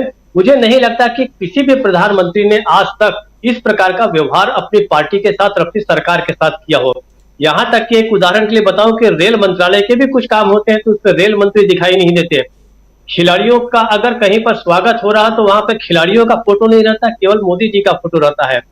ऐसे वक्त में मुझे लगता है कि मोदी जी की चिंता जो है ये 5 राज्यों के चुनाव है ही नहीं, ये उनसे ज्यादा चिंता शायद हम लोग कर रहे हैं कि कौन जीतेगा और कौन हारेगा। शायद मोदी जी एकमात्र उनका लक्ष्य ये है कि राज्यों में चाहे कोई भी आए कोई भी जाए कोई बात नहीं, 2024 का जो मेरा चुनाव है वो ठीक ठाक निकलना चाहिए। अगर वो जरूरत नहीं रहती तो शायद मोदी जी जो है इन राज्यों में भी तो शायद पलट के भी नहीं आते, क्योंकि उन्हें आधार तो यहीं से बनाना है, इसलिए उनकी मजबूरी है कि इन राज्यों में वो आए। लेकिन अपना चेहरा अगर वो अब देना भी चाहे तो अब लोग उनका चेहरा लेने के लिए तैयार नहीं है। कोई भी यहाँ पर जितने भी पांचों के पांचों राज्य हैं वो नहीं चाहते कि मोदी जी जो है अपना चेहरा हमें प्रदान करें, वो अपने अपने स्तर पर ही वो अपना काम कर लेंगे। देखिए कुछ समय पहले तक जब तक होता था, मान लीजिए कि भारतीय जनता पार्टी या उसके पहले जनसंघ में कभी कोई मनमुटाव होता था तो हम अक्सर एक बात देखते थे, वहां पर शीर्ष नेतृत्व का कोई बहुत ही महत्वपूर्ण महासचिव या कोई प्रभारी वो तत्काल फ्लाइट से आता था, वहां बैठ के सब लोग को बैठाता था, समझाता था। लेकिन क्या मध्य प्रदेश में ऐसा कोई व्यक्ति हमें दिल्ली से आता दिखा? मुझे तो कम से कम कोई नहीं दिखा है। राजस्थान में जाके वहां पे तमाम धड़ों को बैठा के आपस में बात कराई उसने? किसी ने नहीं कराई। मोदी जी ने सब राज्यों को अपने अपने हालत पे छोड़ दिया है। जो लड़ रहे हैं, जो झगड़ रहे हैं, उनका ये मानना है कि वो आपस में लड़ झगड़ के जिस तरीके से आप अपनी सीटें बचा सकते हैं आप बचाइए, ये आपके हाथ में है। एक तरह से जो पायलट है वो अपना जंप करके बाहर निकल गया है, अब हवाई जहाज में जो लोग बैठे हैं वो अपनी अपनी जान खुद बचा लें, इस तरीके का वो व्यवहार है। दूसरी बात, जो मिजोरम के जो मुख्यमंत्री जो है जोरामथंगा, उन्होंने जो कहा कि मैं इनके साथ मंच शेयर नहीं करूंगा, उन्होंने बहुत बड़ी प्रेरणा दी है लोगों को। राजीव जी, आने वाले समय में आप देख लीजिए इन 5 राज्यों के बाद जब 2024 का चुनाव आएगा तो तमाम बड़े नेता कहेंगे कि आप हमारे इलाके में मत आइए, हम अपने आप चुनाव जीत लेंगे। ये होने जा रहा है क्योंकि अब लोगों को पता चल गया है कि मोदी जी जो है, जो कभी एसेट हुआ करते थे, आज वो लाइबिलिटी बन गए हैं और वो बहुत तेजी से लाइबिलिटी बन रहे हैं। मुझे लगता है कि अब एक ही बात अब रह गई है कि कोई खुली बगावत जो है उनके खिलाफ जो है वो होगी कि नहीं होगी, वो देखने वाली बात है। लेकिन क्रिटिकल कंडीशन जो है जितनी भारतीय जनता पार्टी की है उससे कहीं बढ़कर जो है वो मोदी जी की है, और वो साफ नजर आ रहा है। खड़गे साहब का ये जो विश्वास है कि 5-0 से जीतेंगे, वो कोई नई बात नहीं कह रहे हैं।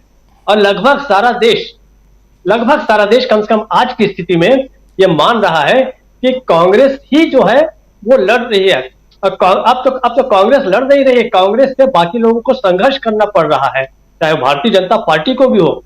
यहाँ पे आप छत्तीसगढ़ जाइए, मध्य प्रदेश जाइए, राजस्थान जाइए या फिर तेलंगाना जाइए, यहाँ पे मुख्य प्रतिद्वंदी अब कांग्रेस है, बाकी जो है वो डिफेंडर्स हो गए हैं या बाकी जो है वो किसी तरीके से अपनी सीटें बचाना चाहते हैं। तो मुझे लगता है कि ये सिचुएशन और जिसको अंग्रेजी में हम कहते हैं ग्रेव होगी और गंभीर होगी, और उसमें मोदी किस तरीके से पार्टी को बचा के ले जाते हैं।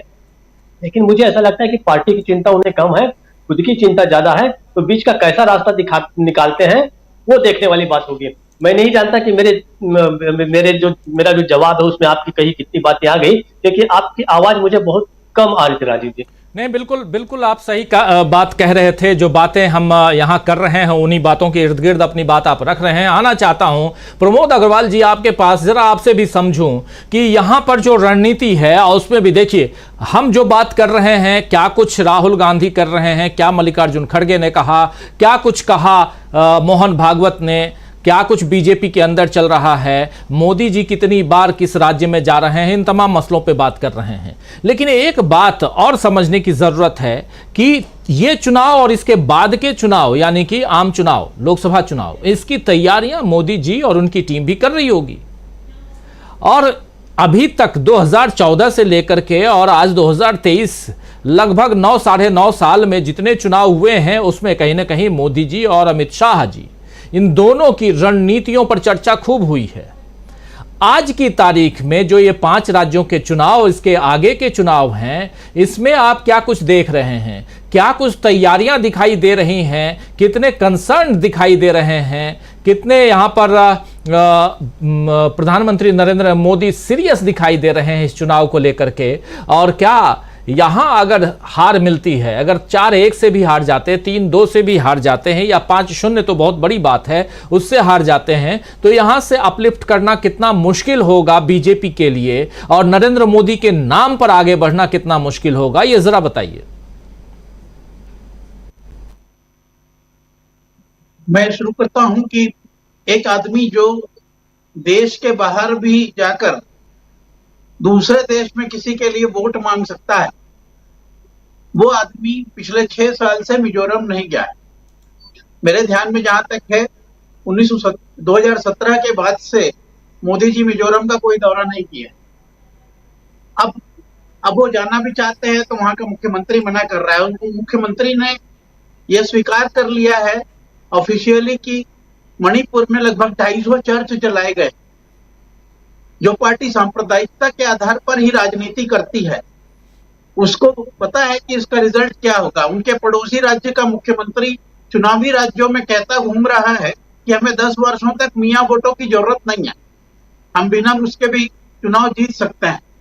तो उनके बाजू वाले मुख्यमंत्री को ये बात कितना असर कर रही होगी, इस बात का अंदाजा जोरामथंगा के बयान से लगता है। आपने पूछा इन 5 राज्यों के इलेक्शन के बाद की रिजल्ट के क्या बात है, तो अभी तो रिजल्ट आए नहीं है राजीव जी। उसके पहले ही पूरा का पूरा कुनबा टूटे पड़ रहा है। सबसे बड़ा पदाधिकारी उनके पार्टी का, उनके संगठन का, वही सवाल करने लगा है कि अशांति का परिचायक कौन है। तो अशांति का परिचायक तो आप हैं, उन्होंने बता दिया है। और ये 5 राज्य अगर हम हार जाते हैं तो आपके नेतृत्व में मई में इलेक्शन में जाना बहुत आसान नहीं होगा। खोने के लिए सिर्फ आपके पास बचा है, पूरा देश आप खो चुके हैं। सिर्फ एक हिंदी पट्टी बची है, और हिंदी पट्टी में भी गुजरात और उत्तर प्रदेश 2 ही एक ऐसे राज्य हैं जहां पर आप पूरी तरह से काबिज है। बाकी जगह तो आप या तो सहारे से काबिज है, या झूठ या फरेब की राजनीति के तहत बनाई हुई सरकार के तहत काबिज है। आज जो चीज जोरामथंगा ने कही है, हो सकता है वो कल एकनाथ शिंदे भी कहना शुरू कर दें कि भाई साहब आप अपनी पार्टी के मंचों पर तो जाइए, शिवसेना के मंच पे मत आइएगा, नहीं तो पता नहीं महाराष्ट्र में मेरा क्या होगा। तो ये आदमी इस कदर असफल होता चला जा रहा है कि इसे ज्योतिरादित्य सिंधिया को दामाद बोलना पड़ रहा है। और इसने यह भी बता दिया है कि काशी का विकास जो हुआ है वो सिंधिया जी ने करवाया है, उन्होंने नहीं कराया। इसका मतलब साफ है कि उनको अपनी तस्वीर भी नजर आने लग गई है कि वो कितने बड़े गंगापुत्र हैं। आपने मुझसे पिछले बार अभी भी सवाल किया था कि वो गंगापुत्र का क्या हुआ, तो गंगापुत्र ने तो मान लिया है कि काशी में जितना काम हुआ है वो सिंधिया जी के पैसे से हुआ है, और सिंधिया जी उनके दामाद हैं। इसका असर शिवराज सिंह के ऊपर क्या पड़ रहा होगा वो भी जान रहे होंगे कि दामाद की सरकार बनेगी कि मेरी बनेगी, मामा रहेगा कि दामाद रहेगा। तो सारी जगह उथल पुथल मची हुई है। आप जो सारे लोग कह रहे हैं कि अब चेहरा, जिस चेहरे पर नाज किया करती थी बीजेपी, इस चेहरे को सामने रख देंगे तो वोट चुंबक की तरह खींचा चला आएगा। वो चुंबक खत्म हो गया है, उसका चुंबकीय आकर्षण खत्म हो गया है, उनकी नफरत की काट की हांडी फूंक चुकी है। और जो प्रेम की सिंचाई इस देश में हो रही है केरोसिन पर, उसका असर इतना ज्यादा है कि अब तो बिना किसी बीज डाले ही फसल लहलहाने लगी है। लोगों को अनुमान होने लगा है कि बहुत बुरी तरह जीत रहे हैं वो लोग जो प्रेम के साथ थे। और देश का संप्रदायवाद यह समझ चुका है कि अगर आग लगेगी तो हमारा घर भी जलेगा और हम बहुत सुखी नहीं रहेंगे। ये उन भूखे पेटों की आग है जो आपको हंगर इंडेक्स पर रोज नीचे की तरफ ले जा रही है, जबकि आप 80 करोड़ लोगों को मुफ्त खाना देने की बात कर रहे हैं। अगर आप खाना नहीं देते तो शायद हमारी स्थिति क्या होती, ये सारी बात लोगों को समझ में आ रही है। इसलिए अगर अपने आप को बचाना है तो इससे छुटकारा पाना आवश्यक है। यह बात शीर्ष नेतृत्व भी समझ गया है, उनके राज्य भी समझ गए हैं, और मतदाता के सामने तो एकदम खुला खेल है। और इसका रिजल्ट आपको 3 तारीख को दिख जाएगा। और रही बात आने वाले 9 महीने की, उसके बाद उसमें मैं नहीं समझता कि कोई भी कैंडिडेट अपने स्टार प्रचारक के रूप में मोदी जी को बुलाना चाहेगा जो लोकसभा में जीतना चाहता हो। इसलिए ये बात मोदी जी को भी समझ जानी चाहिए और उन्हें बहुत आराम से धोनी की तरह अपनी क्रिकेट टीम की कप्तानी छोड़ देनी चाहिए, ताकि शीर्ष पे रहते हुए आप अगर रिटायर रह गए तो आगे आपका सम्मान बचा रहे। नहीं तो अगर आप हार के रिटायर होंगे तो आपका नाम लेवा नहीं बचेगा इस देश में। राजीव जी। जी जी, बहुत बड़ी बात आप यहाँ कह रहे हैं, लेकिन क्या यहाँ मोदी जी स्टार प्रचारक के रूप में, अगर अभी 5 राज्यों के चुनाव, हर जगह जो स्टार प्रचारकों की बीजेपी की तरफ से लिस्ट आई है उसमें सबसे ऊपर प्रधानमंत्री नरेंद्र मोदी का नाम है, और आप सब जानते हैं कि ये चुनाव भी मोदी जी अपने चेहरे पे लड़ रहे हैं, चाहे मध्य प्रदेश हो, छत्तीसगढ़ हो, या राजस्थान हो, तेलंगाना या मिजोरम हो, हर जगह पे, और खासकर हिंदी पट्टी में बीजेपी और कांग्रेस आमने सामने है। इसीलिए यहाँ पर तो बहुत ज़्यादा, यानी इन 3 राज्यों में बहुत ज़्यादा नजरें प्रधानमंत्री के ऊपर टिकी हुई हैं।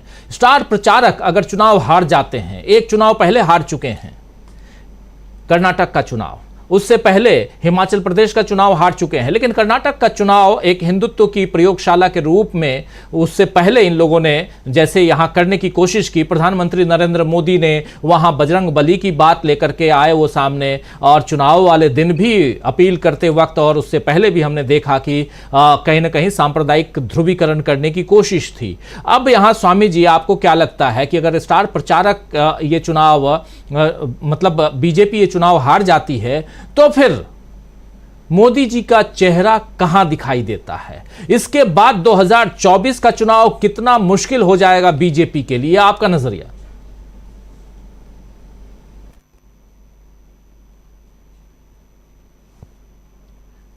अनम्यूट कर लीजिए प्लीज।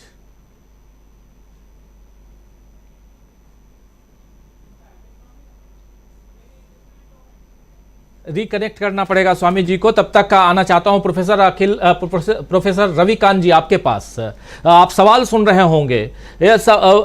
सवाल यही है कि अगर ये चुनाव भी हार जाते हैं, 5 राज्यों के चुनाव में से एक आध में जीत गई बीजेपी, एक आध में अगर जीत गई बीजेपी, उसके बाद भी एक स्टार प्रचारक जिसके नाम की तूती बोलती थी, जिसके नाम पर बीजेपी जो है वो हर चुनाव जीतने की कोशिश करता रहा, मैक्सिमम चुनाव बीजेपी जीत करके, बीजेपी के लोग कोशिश करते रहे और बीजेपी जीतती हुई आई, अब वो चुनाव जीत नहीं पा रहा है। और अगर ऐसा होता है तो प्रोफेसर रविकांत जी, 2024 का चुनाव कितना मुश्किल हो जाएगा? देखिए राजू जी, आपने कहा कि एक आध चुनाव हो सकता है जीत जाए, लेकिन सूरत हाल तो ये नहीं कहते। और इसमें अगर नरेंद्र मोदी ने अपने चेहरे को आगे कर दिया, हालांकि वो पीछे कर चुके हैं, अगर आपको याद हो कि उन्होंने कहा कि कमल है हमारा प्रत्याशी, हमारा सारा निशान कमल है, तो अब वो कमल के पर जाकर के वो ठीकरा फोड़ना चाहते हैं। खुद ऑर्गेनाइजर ये लिख चुका है कि अब नरेंद्र मोदी के चेहरे और हिंदुत्व पर चुनाव नहीं जीते जा सकते। लेकिन नरेंद्र मोदी लगातार अपनी पार्टी के भीतर जिस तरह से चीजें कर रहे हैं, मुझे लगता है कि मोदी जी सबसे ज्यादा इस समय पार्टी पर बोझ बन गए, और देश को तो वो ले डूबे ही, वो भारतीय जनता पार्टी को भी ले डूबेंगे जब तक वो विदा होंगे। उन्होंने जितने भी क्षेत्रीय छत्रप थे, रमन सिंह के साथ क्या किया, शिवराज चौहान के साथ क्या किया, वसुंधरा राजे के साथ क्या किया, येदियुरप्पा के साथ क्या किया था उन्होंने, तो अब बचा कौन? उनके सामने सारे लोग झुकते रहे, 90 डिग्री सैल्यूट उनको करते रहे, उनको केवल ऐसे लोग पसंद है।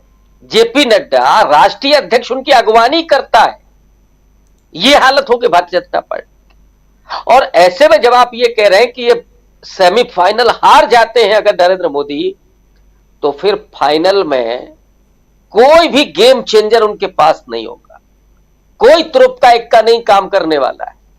और अभी से नरेंद्र मोदी की जो छवि बनी है एक बेहद अविश्वसनीय किस्म के नेता, वो झूठ बोलने वाले, ये पूरा हिंदुस्तान नहीं, अब दुनिया भर के तमाम पत्रकार कहते हैं इस बात को। और लगातार जिस तरह, हाँ ये जरूर है कि अभी वो ब्यूरोक्रेसी का इस्तेमाल कर रहे हैं, उन्होंने शुरू कर दिया है कि आर्म्स फोर्स का वो इस्तेमाल करें, इससे वो अपनी छवि को और गिराएंगे।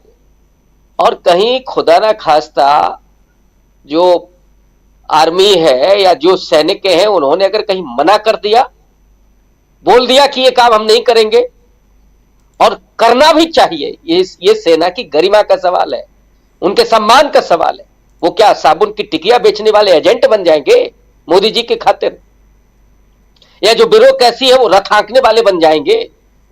ये अगर उनके भीतर कहीं वो पौरुष जाग गया, कहीं उनके भीतर की आत्मा अगर जिंदा होगी, तो नरेंद्र मोदी कहां मुंह दिखाएंगे और वो कैसे फिर लोकसभा चुनाव में सामना करेंगे? हालात तो यही है राजीव। मोदी जी के सामने मोदी जी को सब्जबाग दिखाने वाले बहुत सारे लोग होंगे। गोदी मीडिया के हर पत्रकार बैठा होगा, नहीं प्रभु बस आप ही दर्शन देंगे, कोई नहीं है यहां। इन हालातों में वो डुबोने, अभी हो सकता है अक्षय कुमार भी आ जाए, रुबिका लियाकत भी कहे कि आप क्या क्या खाते हैं, ये कहां से इतनी ताकत आती है। और आजकल जो मीम्स बन रहे हैं बड़े मजेदार। तो हालात तो यही है।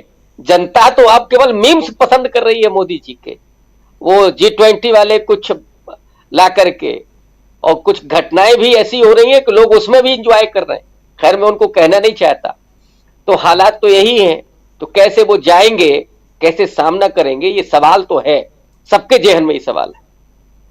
जी, सबके जहन में सवाल है, बहुत इंपॉर्टेंट सवाल। आना चाहता हूं प्रोफेसर अखिल स्वामी जी आपके पास। सवाल वही है कि क्या मोदी जी अगर ये चुनाव, पांचों राज्यों के चुनाव में से, चलिए जैसा प्रोफेसर रविकांत जी कह रहे थे कि सारे चुनाव हार जाते हैं, कर्नाटक का चुनाव हार चुके, हिमाचल प्रदेश का चुनाव हार चुके, उनके चेहरे पर ये तमाम राज्यों के चुनाव लड़े गए और ये चुनाव भी हार जाते हैं, तो फिर 2024 कितना आसान, कितना मुश्किल? देखिए राजीव जी, पहला तो मेरा निवेदन आपसे है, अगर शब्द का उपयोग ना करें। देखिए, मुझे इस देश की प्रेम और जो एकता है उस पर पूरा विश्वास है, भारत की जनता के विवेक पर मुझे पूरा विश्वास है। अगर शब्द नहीं होगा, दशहरा मनेगा 3 दिसंबर को और मई 2024 में फिर मनेगा। एक आपके दर्शक जानना चाह रहे थे राजीव जी, मैं उनकी टिप्पणी देख रहा था कि स्वामी जी से पूछिए मध्य प्रदेश में कांग्रेस को कितनी सीटें मिलेंगी। 150 सीट मिलेंगी ±5, नोट करके रख लीजिए, 3 दिसंबर को इसको टैली करेंगे। तीसरी बात आप ये देखिए, जो ये पूरा आडंबर बनाया गया है, आज के तारीख में मोदी जी एक प्रकार की लायबिलिटी न केवल देश के लिए हो गए हैं, पूरी बीजेपी के लिए हो गए हैं। और अभी आप देखिए, अभी चुनाव को पास आने दीजिए, हर प्रदेश से ही आवाज उठेगी, पंकजा मुंडे 1-2 दिन के अंदर बीजेपी छोड़ने वाली हैं।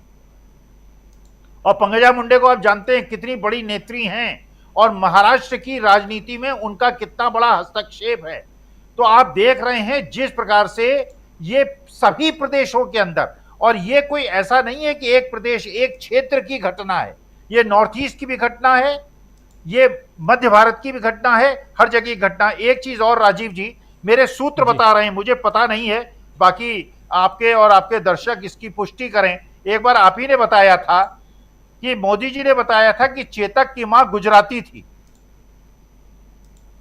मेरे सूत्र बताते हैं कि चेतक के पिता सेकुलर थे। तो इसलिए जो पिछले 5 साल के अंदर ये एक प्रपंच फैलाया गया कि हम लोग सेकुलर नहीं, हम सेकुलर हैं। मैं देखिए राजीव जी गर्व से कहता हूं, सीना चौड़ा करके कहता हूं, मैं सेकुलर हूं। और मेरे लिए इस हिंदुस्तान के नहीं, इस ब्रह्मांड के सभी जीव एक समान हैं। न कोई हिंदू है, न मुसलमान है, न सिख है, न ईसाई है, न बड़ा है, न छोटा है। हाँ, मैं सेकुलर हूं। और जो सेकुलर नहीं हैं वो फंडामेंटलिस्ट हैं, वो कम्युनल हैं, और ये कम्युनल लोग पूरे विश्व में आग लगा देंगे। इसलिए हर धर्म और जाति के सेकुलर्स का ये कर्तव्य है। मैं आह्वान करता हूं आपके दर्शकों और श्रोताओं से, एक दूसरे का हाथ पकड़ें, एक दूसरे का समर्थन करें, दूसरे को दुख मत आने दें। जहां कमजोर पे भीड़ आक्रमण करे उसे रोकें, चाहे आपकी जान चली जाए, जैसे जटायु की गई थी। मैं इस वृद्धावस्था में भी अपने जो कमजोर वर्ग के लोग हैं, जिनको सताया जाता है, उनकी रक्षा करने में अगर मेरे प्राण जाएंगे तो मुझे बड़ी खुशी होगी। मौत तो एक दिन आनी है, लेकिन मौत ऐसी चीज के लिए आए कि आगे वाली पीढ़ी कम से कम याद करे इस देश की जो हमारी मजबूती थी और एकता और अखंडता थी, इसको कायम करने के लिए मैंने अपनी जान दी। इसके लिए तैयार रहिए, और जो देश को तोड़ रहे हैं उनका विरोध कीजिए, डरिए मत, डरो मत। जी, डरो मत का नारा बहुत बुलंद हो रहा है और सब अपनी तरफ से डरो मत के नारे को बुलंद कर रहे हैं। अमलेंदु उपाध्याय जी, एक बार फिर से आपके पास आना चाहता हूं। कैसे देखा जाए चुनाव की बात? अगर यहाँ हटा दे रहा हूं, स्वामी जी कह रहे हैं, और अगर हटा भी दें तब भी यहाँ प्रधानमंत्री नरेंद्र मोदी हैं, उनकी रणनीति, उनकी जो पॉलिटिक्स है उस पर थोड़ी सी चर्चा, इसलिए क्योंकि आज मोहन भागवत ने सीधा सीधा उनके ऊपर उंगली उठाई है और उनकी सरकार पर उंगली उठाई है और साफ साफ उनका कहना है कि मणिपुर के बारे में सोचना चाहिए था। मणिपुर आने वाले समय में कितना बड़ा मुद्दा हो सकता है, अमलेंदु उपाध्याय जी? देखिए राजीव जी, मणिपुर आने वाले समय में बड़ा मुद्दा बनेगा और केवल नॉर्थ ईस्ट में नहीं, पूरे देश में मणिपुर बड़ा मुद्दा बनेगा। पूरी दुनिया में जब मणिपुर मुद्दा बना तब भी मोदी जी खामोश रहे, कुछ नहीं बोले और ना वहां उन्होंने कुछ काम किया। अब मणिपुर मुद्दा बन रहा है और भागवत जी भी बोले हैं। देखिए, अगर भागवत जी किसी और दिन बोले होते तो मुझे लगता है उस बात का इतना महत्व नहीं होता। हालांकि भागवत जी का महत्व भारतीय जनता पार्टी के लिए है, देश के लिए नहीं है, लेकिन फिर भी भारतीय जनता पार्टी के नजरिए से भी भागवत जी की बात को अगर देखा जाए तो इसलिए महत्व हो जाता है कि दशहरे के दिन ये बात कही है। जो संघ प्रमुख का दशहरे का जो भाषण होता है वो एक तरीके से आरएसएस की बाइबल होता है कि आरएसएस की बाइबल में जो बातें कही जाती हैं उसको संघ प्रमुख वहां बताते हैं और साल भर का खाका जो है वो संघ प्रमुख खींच देते हैं कि वो संघ क्या राजनीति है। हालांकि वो अपने को सांस्कृतिक संगठन कहता है, लेकिन वो शस्त्र पूजा करता है दशहरे के दिन, तो वो सांस्कृतिक संगठन शस्त्र पूजा क्यों करता है, इसमें बहस अलग से हो सकती है।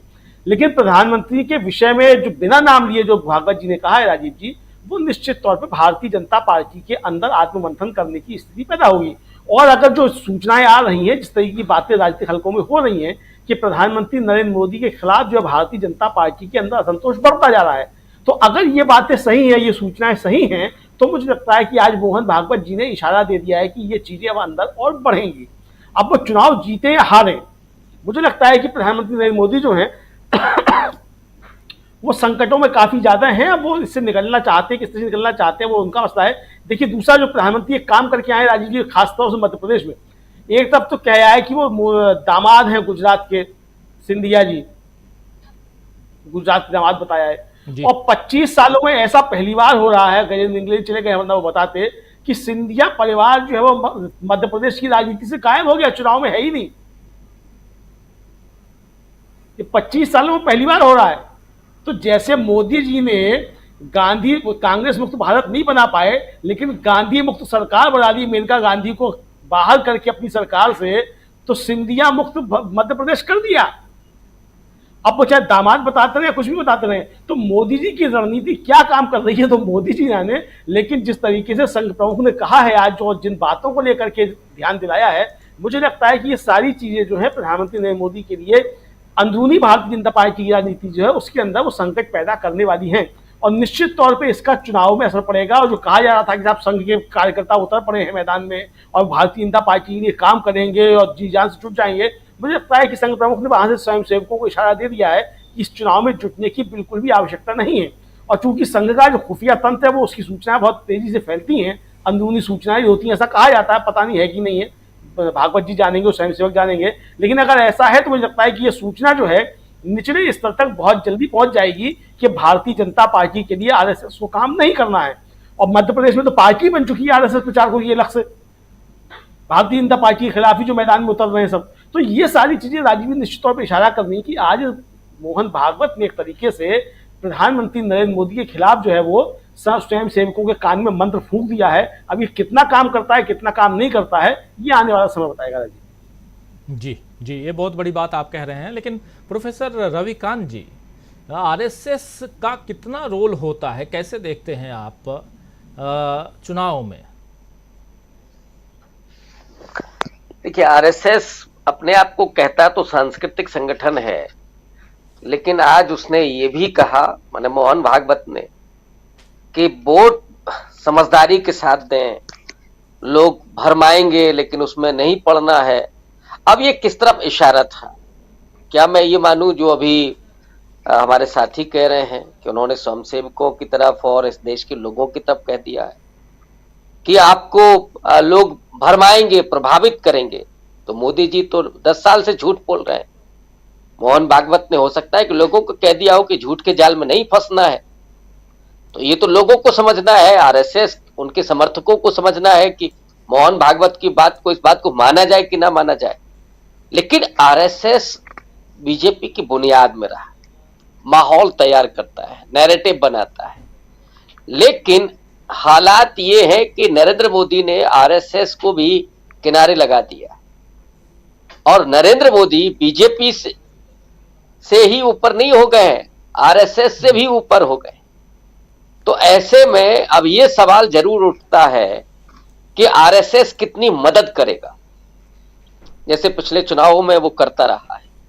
नो डाउट कि उसकी भूमिका डर से लेकर के और प्रचार तक होती है, बड़ी भूमिका होती है आरएसएस की। और अगर वो नरेंद्र मोदी से अपना हाथ खींचता है, अपना दामन खींचता है, अभी सुगबुगाहट आ रही है, कुछ लोग इस बात की चर्चा कर रहे हैं कि नितिन गडकरी और राजनाथ सिंह में से किसी एक को आगे किया जा सकता है। तो आरएसएस अपनी नई भूमिका को भी तलाश कर रहा है। मध्य प्रदेश में तो अभी बताया कि वहां पे एक और पार्टी बन रही है आरएसएस की। तो जाहिर तौर पर आरएसएस ने खुल करके 4 बार प्रतिबंध लगा, गांधी जी की हत्या के आरोप भी लगे, लेकिन बावजूद इसके वो लगातार कांग्रेस पार्टी को हटाने में, चाहे वो जेपी का मूवमेंट रहा हो या अन्ना का आंदोलन रहा हो, वो पीछे रही है। और बीजेपी को एस्टेब्लिश करने में भी बड़ी भूमिका उसकी रही है। और मुझे लगता है कि ये तो बेहतर हुआ कि आरएसएस जो अपना मुंह ढके हुए था, जो चेहरा ढके हुए था, वो पर्दाफाश हो गया है कि असल में आप हैं क्या। आप सांस्कृतिक संगठन है या पूरा राजनीति आप कर रहे हैं, सत्ता पर नियंत्रण आप स्थापित कर रहे हैं। अब इस देश की जनता ने वो भी देख लिया है कि जो नैतिकता की बात करते थे, जो सेवा की बात करते थे, वो कोरोना काल में कहां थे, मणिपुर में कहां थे जब मणिपुर चल रहा था। ये भी अब लोगों को समझ में आने लगा है। तो आरएसएस अब उतना विश्वसनीय और उतना जो उसकी इमेज रही है वो अब लोगों में नहीं, वो भी नहीं बची है। लेकिन जो उनके 70-80 लाख का जो पूरा संगठन है, वो भी इस बार अगर हाथ खींचता है तो फिर मोदी जी का क्या होगा, ये तो सवाल है ही। क्या झटके पे झटका मोदी जी को मिल रहा है? आरएसएस अगर हाथ खींच लेता है तो क्या आरएसएस हाथ खींच चुका है? डॉक्टर दीपक पाचपोर जी, क्या ऐसा लगता है कि आरएसएस हाथ खींच चुका है? इसलिए ये सवाल कर रहा हूं क्योंकि कर्नाटक चुनाव के बाद देखिए आरएसएस का मुखपत्र, उसमें क्या छपा था, मोदी जी के चेहरे पर अब वोट लेना बहुत मुश्किल हो गया है। ये सेंटेंस उसमें था, छोटी मोटी बात नहीं थी। तो ये पहले बताया गया और एक आगाह कराने की कोशिश हुई, ये अलार्मिंग था। लेकिन उसके बाद से देख रहे हैं अभी तक जो कुछ है उसमें प्रधानमंत्री नरेंद्र मोदी क्या अब पिछड़ते हुए नजर आ रहे हैं?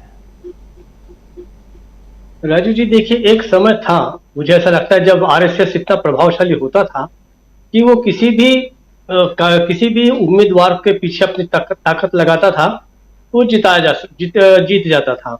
मैं एक ही उदाहरण आपको देता हूं, रायपुर के नजदीकी दुर्ग जो शहर है, दुर्ग में आपको याद होगा कि कुछ साल पहले वहां पे एक डॉक्टर शिव तमेर को अचानक रातों रात उतारा गया, इस्तीफा दिलाकर भिलाई स्टील प्लांट के मेडिकल डायरेक्टर से।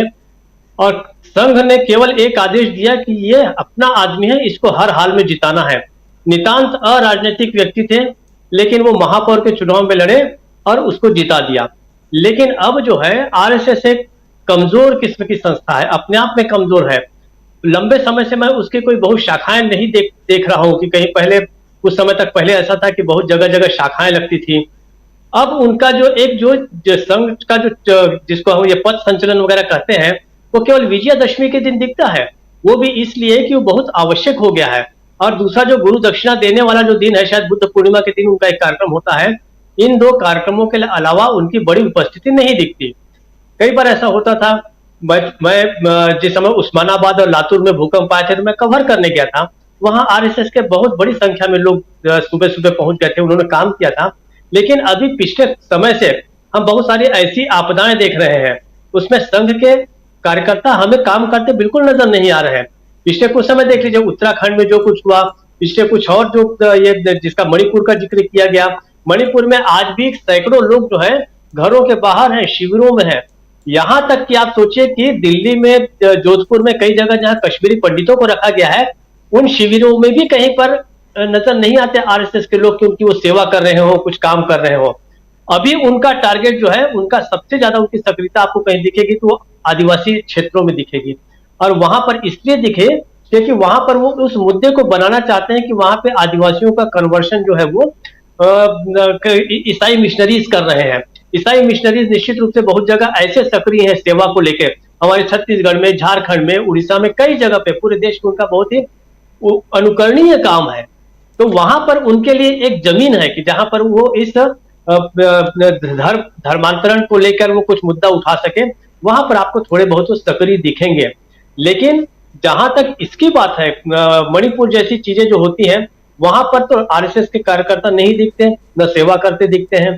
तो सवाल अब ये है कि अब वो क्या सपोर्ट खींच लेंगे। अब देखिए, मोदी जी ने अपना सपोर्ट सिस्टम अपने आप तैयार कर लिया है, जो आरएसएस के भी बाहर है, भारतीय जनता पार्टी के भी बाहर है, उनका अपना सपोर्ट सिस्टम है। उनके पास अपने जो सांसद चुन के आएंगे वो उनके अपने आएंगे। उन्हें बिल्कुल जरूरत अब नहीं रह गई है कि मोदी जी जो है ऐसे लोगों को नहीं चाहते कि जिनकी रिकमेंडेशन जो है वो भारतीय जनता पार्टी का शीर्ष नेतृत्व करे या आरएसएस के लोग रिकमेंड करें। नहीं, अब मोदी जी की चलती है। देखिए, पुराने समय में कोई भी प्रधानमंत्री होता था तो वो 2 जगह जरूर जाता था अपनी रिपोर्ट करने। एक, संगठन के अध्यक्ष को, कांग्रेस का अध्यक्ष जो होता था उसको पंडित जवाहरलाल नेहरू भी रिपोर्ट करते थे, और राष्ट्रपति को भी। ये तमाम लोगों ने किया। लेकिन यानी आप एक और उदाहरण ले लीजिए, अटल बिहारी वाजपेयी का, इनकी पार्टी का, वो भी लालकृष्ण आडवाणी को बाकायदे रिपोर्ट करते थे और राष्ट्रपति के भी पास जाते थे। लेकिन मोदी जी जो है, न तो राष्ट्रपति भवन में जाकर रिपोर्ट करते हैं, न तो नड्डा जी को रिपोर्ट करते हैं, और उनको जो एक अतिरिक्त जिम्मेदारी है वो थी कि जाकर नागपुर में जो आरएसएस का हेडक्वार्टर है वहां जाकर कामों की रिपोर्ट दें। वो कहीं भी नहीं जाते हैं। तो देखिए, मोदी जी के बारे में आप चाहे जितनी भी चीजें समझ ले कि हमें लगे कि शायद वो नासमझ है, तो ऐसा नहीं है। उन्हें अपनी ताकत का एहसास है और वो जानते हैं कि मैं आरएसएस के बिना काम कर लूंगा। अब देखना यह है कि आरएसएस के बिना अगर वो काम करते हैं तो वाकई वो 2024 का चुनाव जीत सकेंगे कि नहीं जीत सकेंगे, ये देखने की वाली बात है। लेकिन एक लड़ाई जो मोदी बहुत सारे लोगों से लड़ रहे हैं, तो उनकी एक लड़ाई जो है वो आरएसएस के भी साथ है। उन्हें भी आरएसएस से मुक्त होना है, और आरएसएस अब समझ गई है कि ज्यादा खतरा तो हमें है, हमें मोदी जी से निजात मिले तो कहीं हम अपना काम आगे बढ़ाएं। राजीव जी। जी बिल्कुल। आरएसएस पर विश्लेषण और समझने की कोशिश इसलिए भी क्योंकि ये कहा जाता है कि बीजेपी के पीछे आरएसएस का हाथ है, बीजेपी को यहाँ तक पहुँचाने में आरएसएस का हाथ है। कई बार आरएसएस वाले जो हैं वो कांग्रेस का साथ देते नज़र आए हैं। ये तमाम बातें होती रही हैं, और जैसा बता रहे थे आप लोगों में से किसी ने बताया भी कि आज की तारीख में अगर मतलब आज विजयादशमी के दिन जब मोहन भागवत भाषण देते हैं तो कहा जाता है कि वो जो कहते हैं वो बाइबल की तरह है। लेकिन क्या ये सारी बातें सिर्फ कहने सुनने की हैं? चुनाव अपने हिसाब से, और जनता जो है वो अपने हिसाब से चुनाव में जीत और हार तय करती है। एक बड़ा सवाल है, इस सवाल के बारे में गंभीरता से सोचिएगा।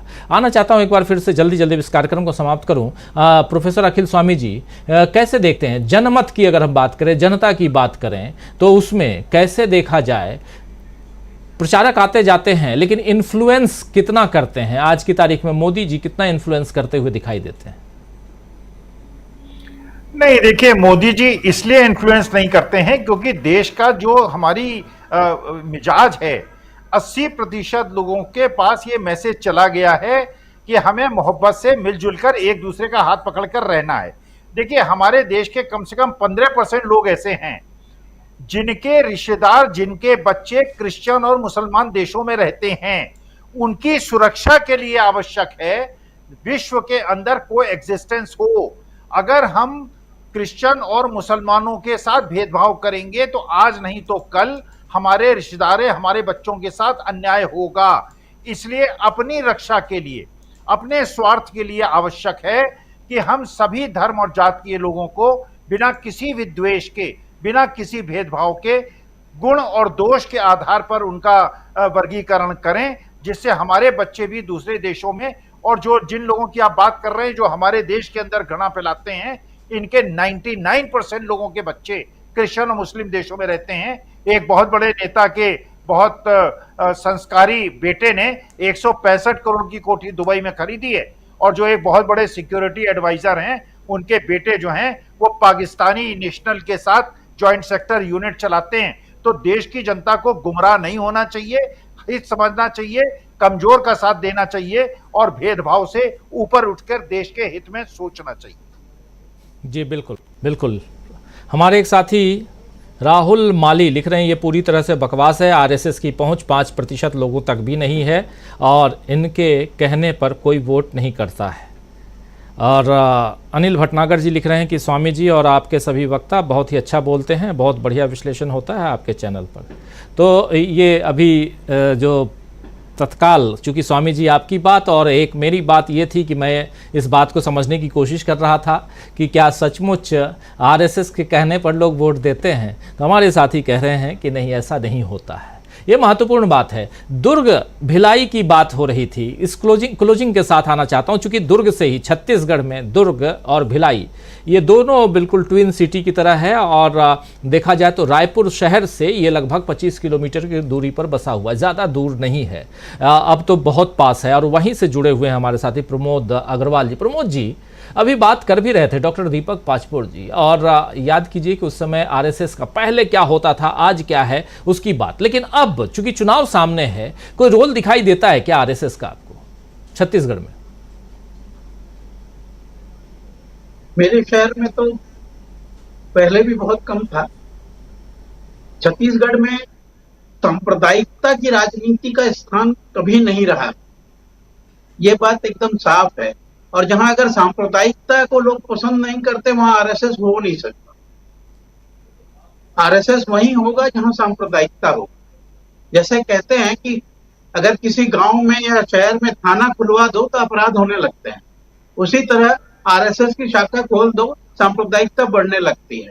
मेरे यहाँ, मेरा छत्तीसगढ़ बहुत प्रेम का स्थल है, बहुत देश के दिल में रहता है। दिल की जगह पर छत्तीसगढ़ है देश के, और इस दिल में हमेशा प्रेम भरा हुआ है। इसलिए यहाँ ज्यादा आरएसएस का काम दिखता नहीं है, पहले भी नहीं दिखता था, अभी भी नहीं दिखता है। और इस बार थोड़े बहुत कुछ प्रत्याशी आरएसएस के खड़े किए गए हैं, और वो मैंने आपको बताया कि वो उन नेताओं के नाम पर वोट मांग रहे हैं जिन्हें भाजपा निष्कासित कर चुकी है। इसका मतलब ये है कि आरएसएस को अभी के जो वर्तमान उनके नेता हैं उन पर कोई भरोसा नहीं है। जो पहले थे, जब आरएसएस का जमाना था, उन पर अभी भी भरोसा है और उनके नाम पर वोट मिल जाएगा, ऐसा वो चाहते हैं। एक बात मैं आपको कहना चाहता हूं, आज दशहरा है, आरएसएस के लोग शस्त्र पूजन करते हैं और शस्त्र पूजन करके उस पर धार लगाकर लक्ष्य भेदने की तैयारी करते हैं। आरएसएस प्रमुख ने शस्त्र पूजन करके लक्ष्य बता दिया कि लक्ष्य कहाँ है और किस लक्ष्य को वो भेदना का संधान करके अपना लक्ष्य तय कर दिया है कि इस बार वध किसका करना है। दूसरी बात, मुझे लगता है आरएसएस को जब 3-4 बड़े मुद्दे बीजेपी ने उठाए, सनातन धर्म की रक्षा वाला, इजराइल वाला, और हमारे राज्य में भी सांप्रदायिकता फैलाने की कोशिश करी है, सब जब असफल हो गया, और एक बहुत बड़ा मुद्दा जिसे हम अभी पूरी चर्चा में छोड़ रहे हैं, वो ये था कि जब जातिगत जनगणना हुई और देश का सबसे बहुसंख्यक समुदाय जो है ओबीसी, उसने अपना हक और भागीदारी मांगनी शुरू करी है, तब से आरएसएस का हिंदुत्व जो है वो बहुत बुरी तरह से हिला हुआ है और तिलमिलाया हुआ है। उसको मालूम है कि इस वर्ग को, जिस दिन ये वर्ग आदिवासी या दलित की तरह हिंदुत्व से अलग अपना हिस्सा मांगने लगेगा, उस दिन ये वर्ग और देश का जो प्रताड़ित अल्पसंख्यक वर्ग है, ये मिल करके इनके हिंदुत्व का सत्यानाश कर देगा। इस हिंदुत्व के सत्यानाश के पीछे आरएसएस ही है और यही इसका कारण भी बन रहा है। आपने जो बीज बोया था वो प्रस्फुटित होकर फल फूलने को तैयार है। जिस जातिवाद, जिस धर्म संप्रदाय के नाम पर आप आए थे, उसी जातिवाद और उसी धर्म संप्रदाय के नाम पर आप जाएंगे। यही इस विजयादशमी का संदेश है।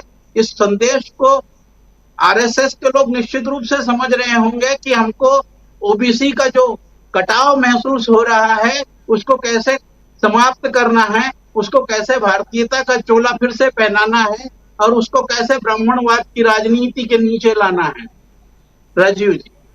जी बिल्कुल, बहुत इम्पोर्टेंट, बहुत महत्वपूर्ण बात आप यहाँ रख रहे थे और इस कार्यक्रम को अब समाप्त करने की का समय हो गया है। आप लोगों से इजाज़त चाहता हूँ और अब बहुत बहुत शुक्रिया अदा करना चाहता हूँ प्रोफेसर अखिल स्वामी जी, प्रमोद कुमार जी, प्रोफेसर रविकांत जी, डॉक्टर दीपक पाचपोर जी, अमलेंदु उपाध्याय जी, आप लोगों का बहुत बहुत शुक्रिया, बहुत धन्यवाद और विजयादशमी की बहुत बहुत शुभकामनाएं आप लोगों को। और तमाम हमारे साथी जो बने हुए हैं इस कार्यक्रम में, आप सबका भी बहुत बहुत शुक्रिया, बहुत धन्यवाद।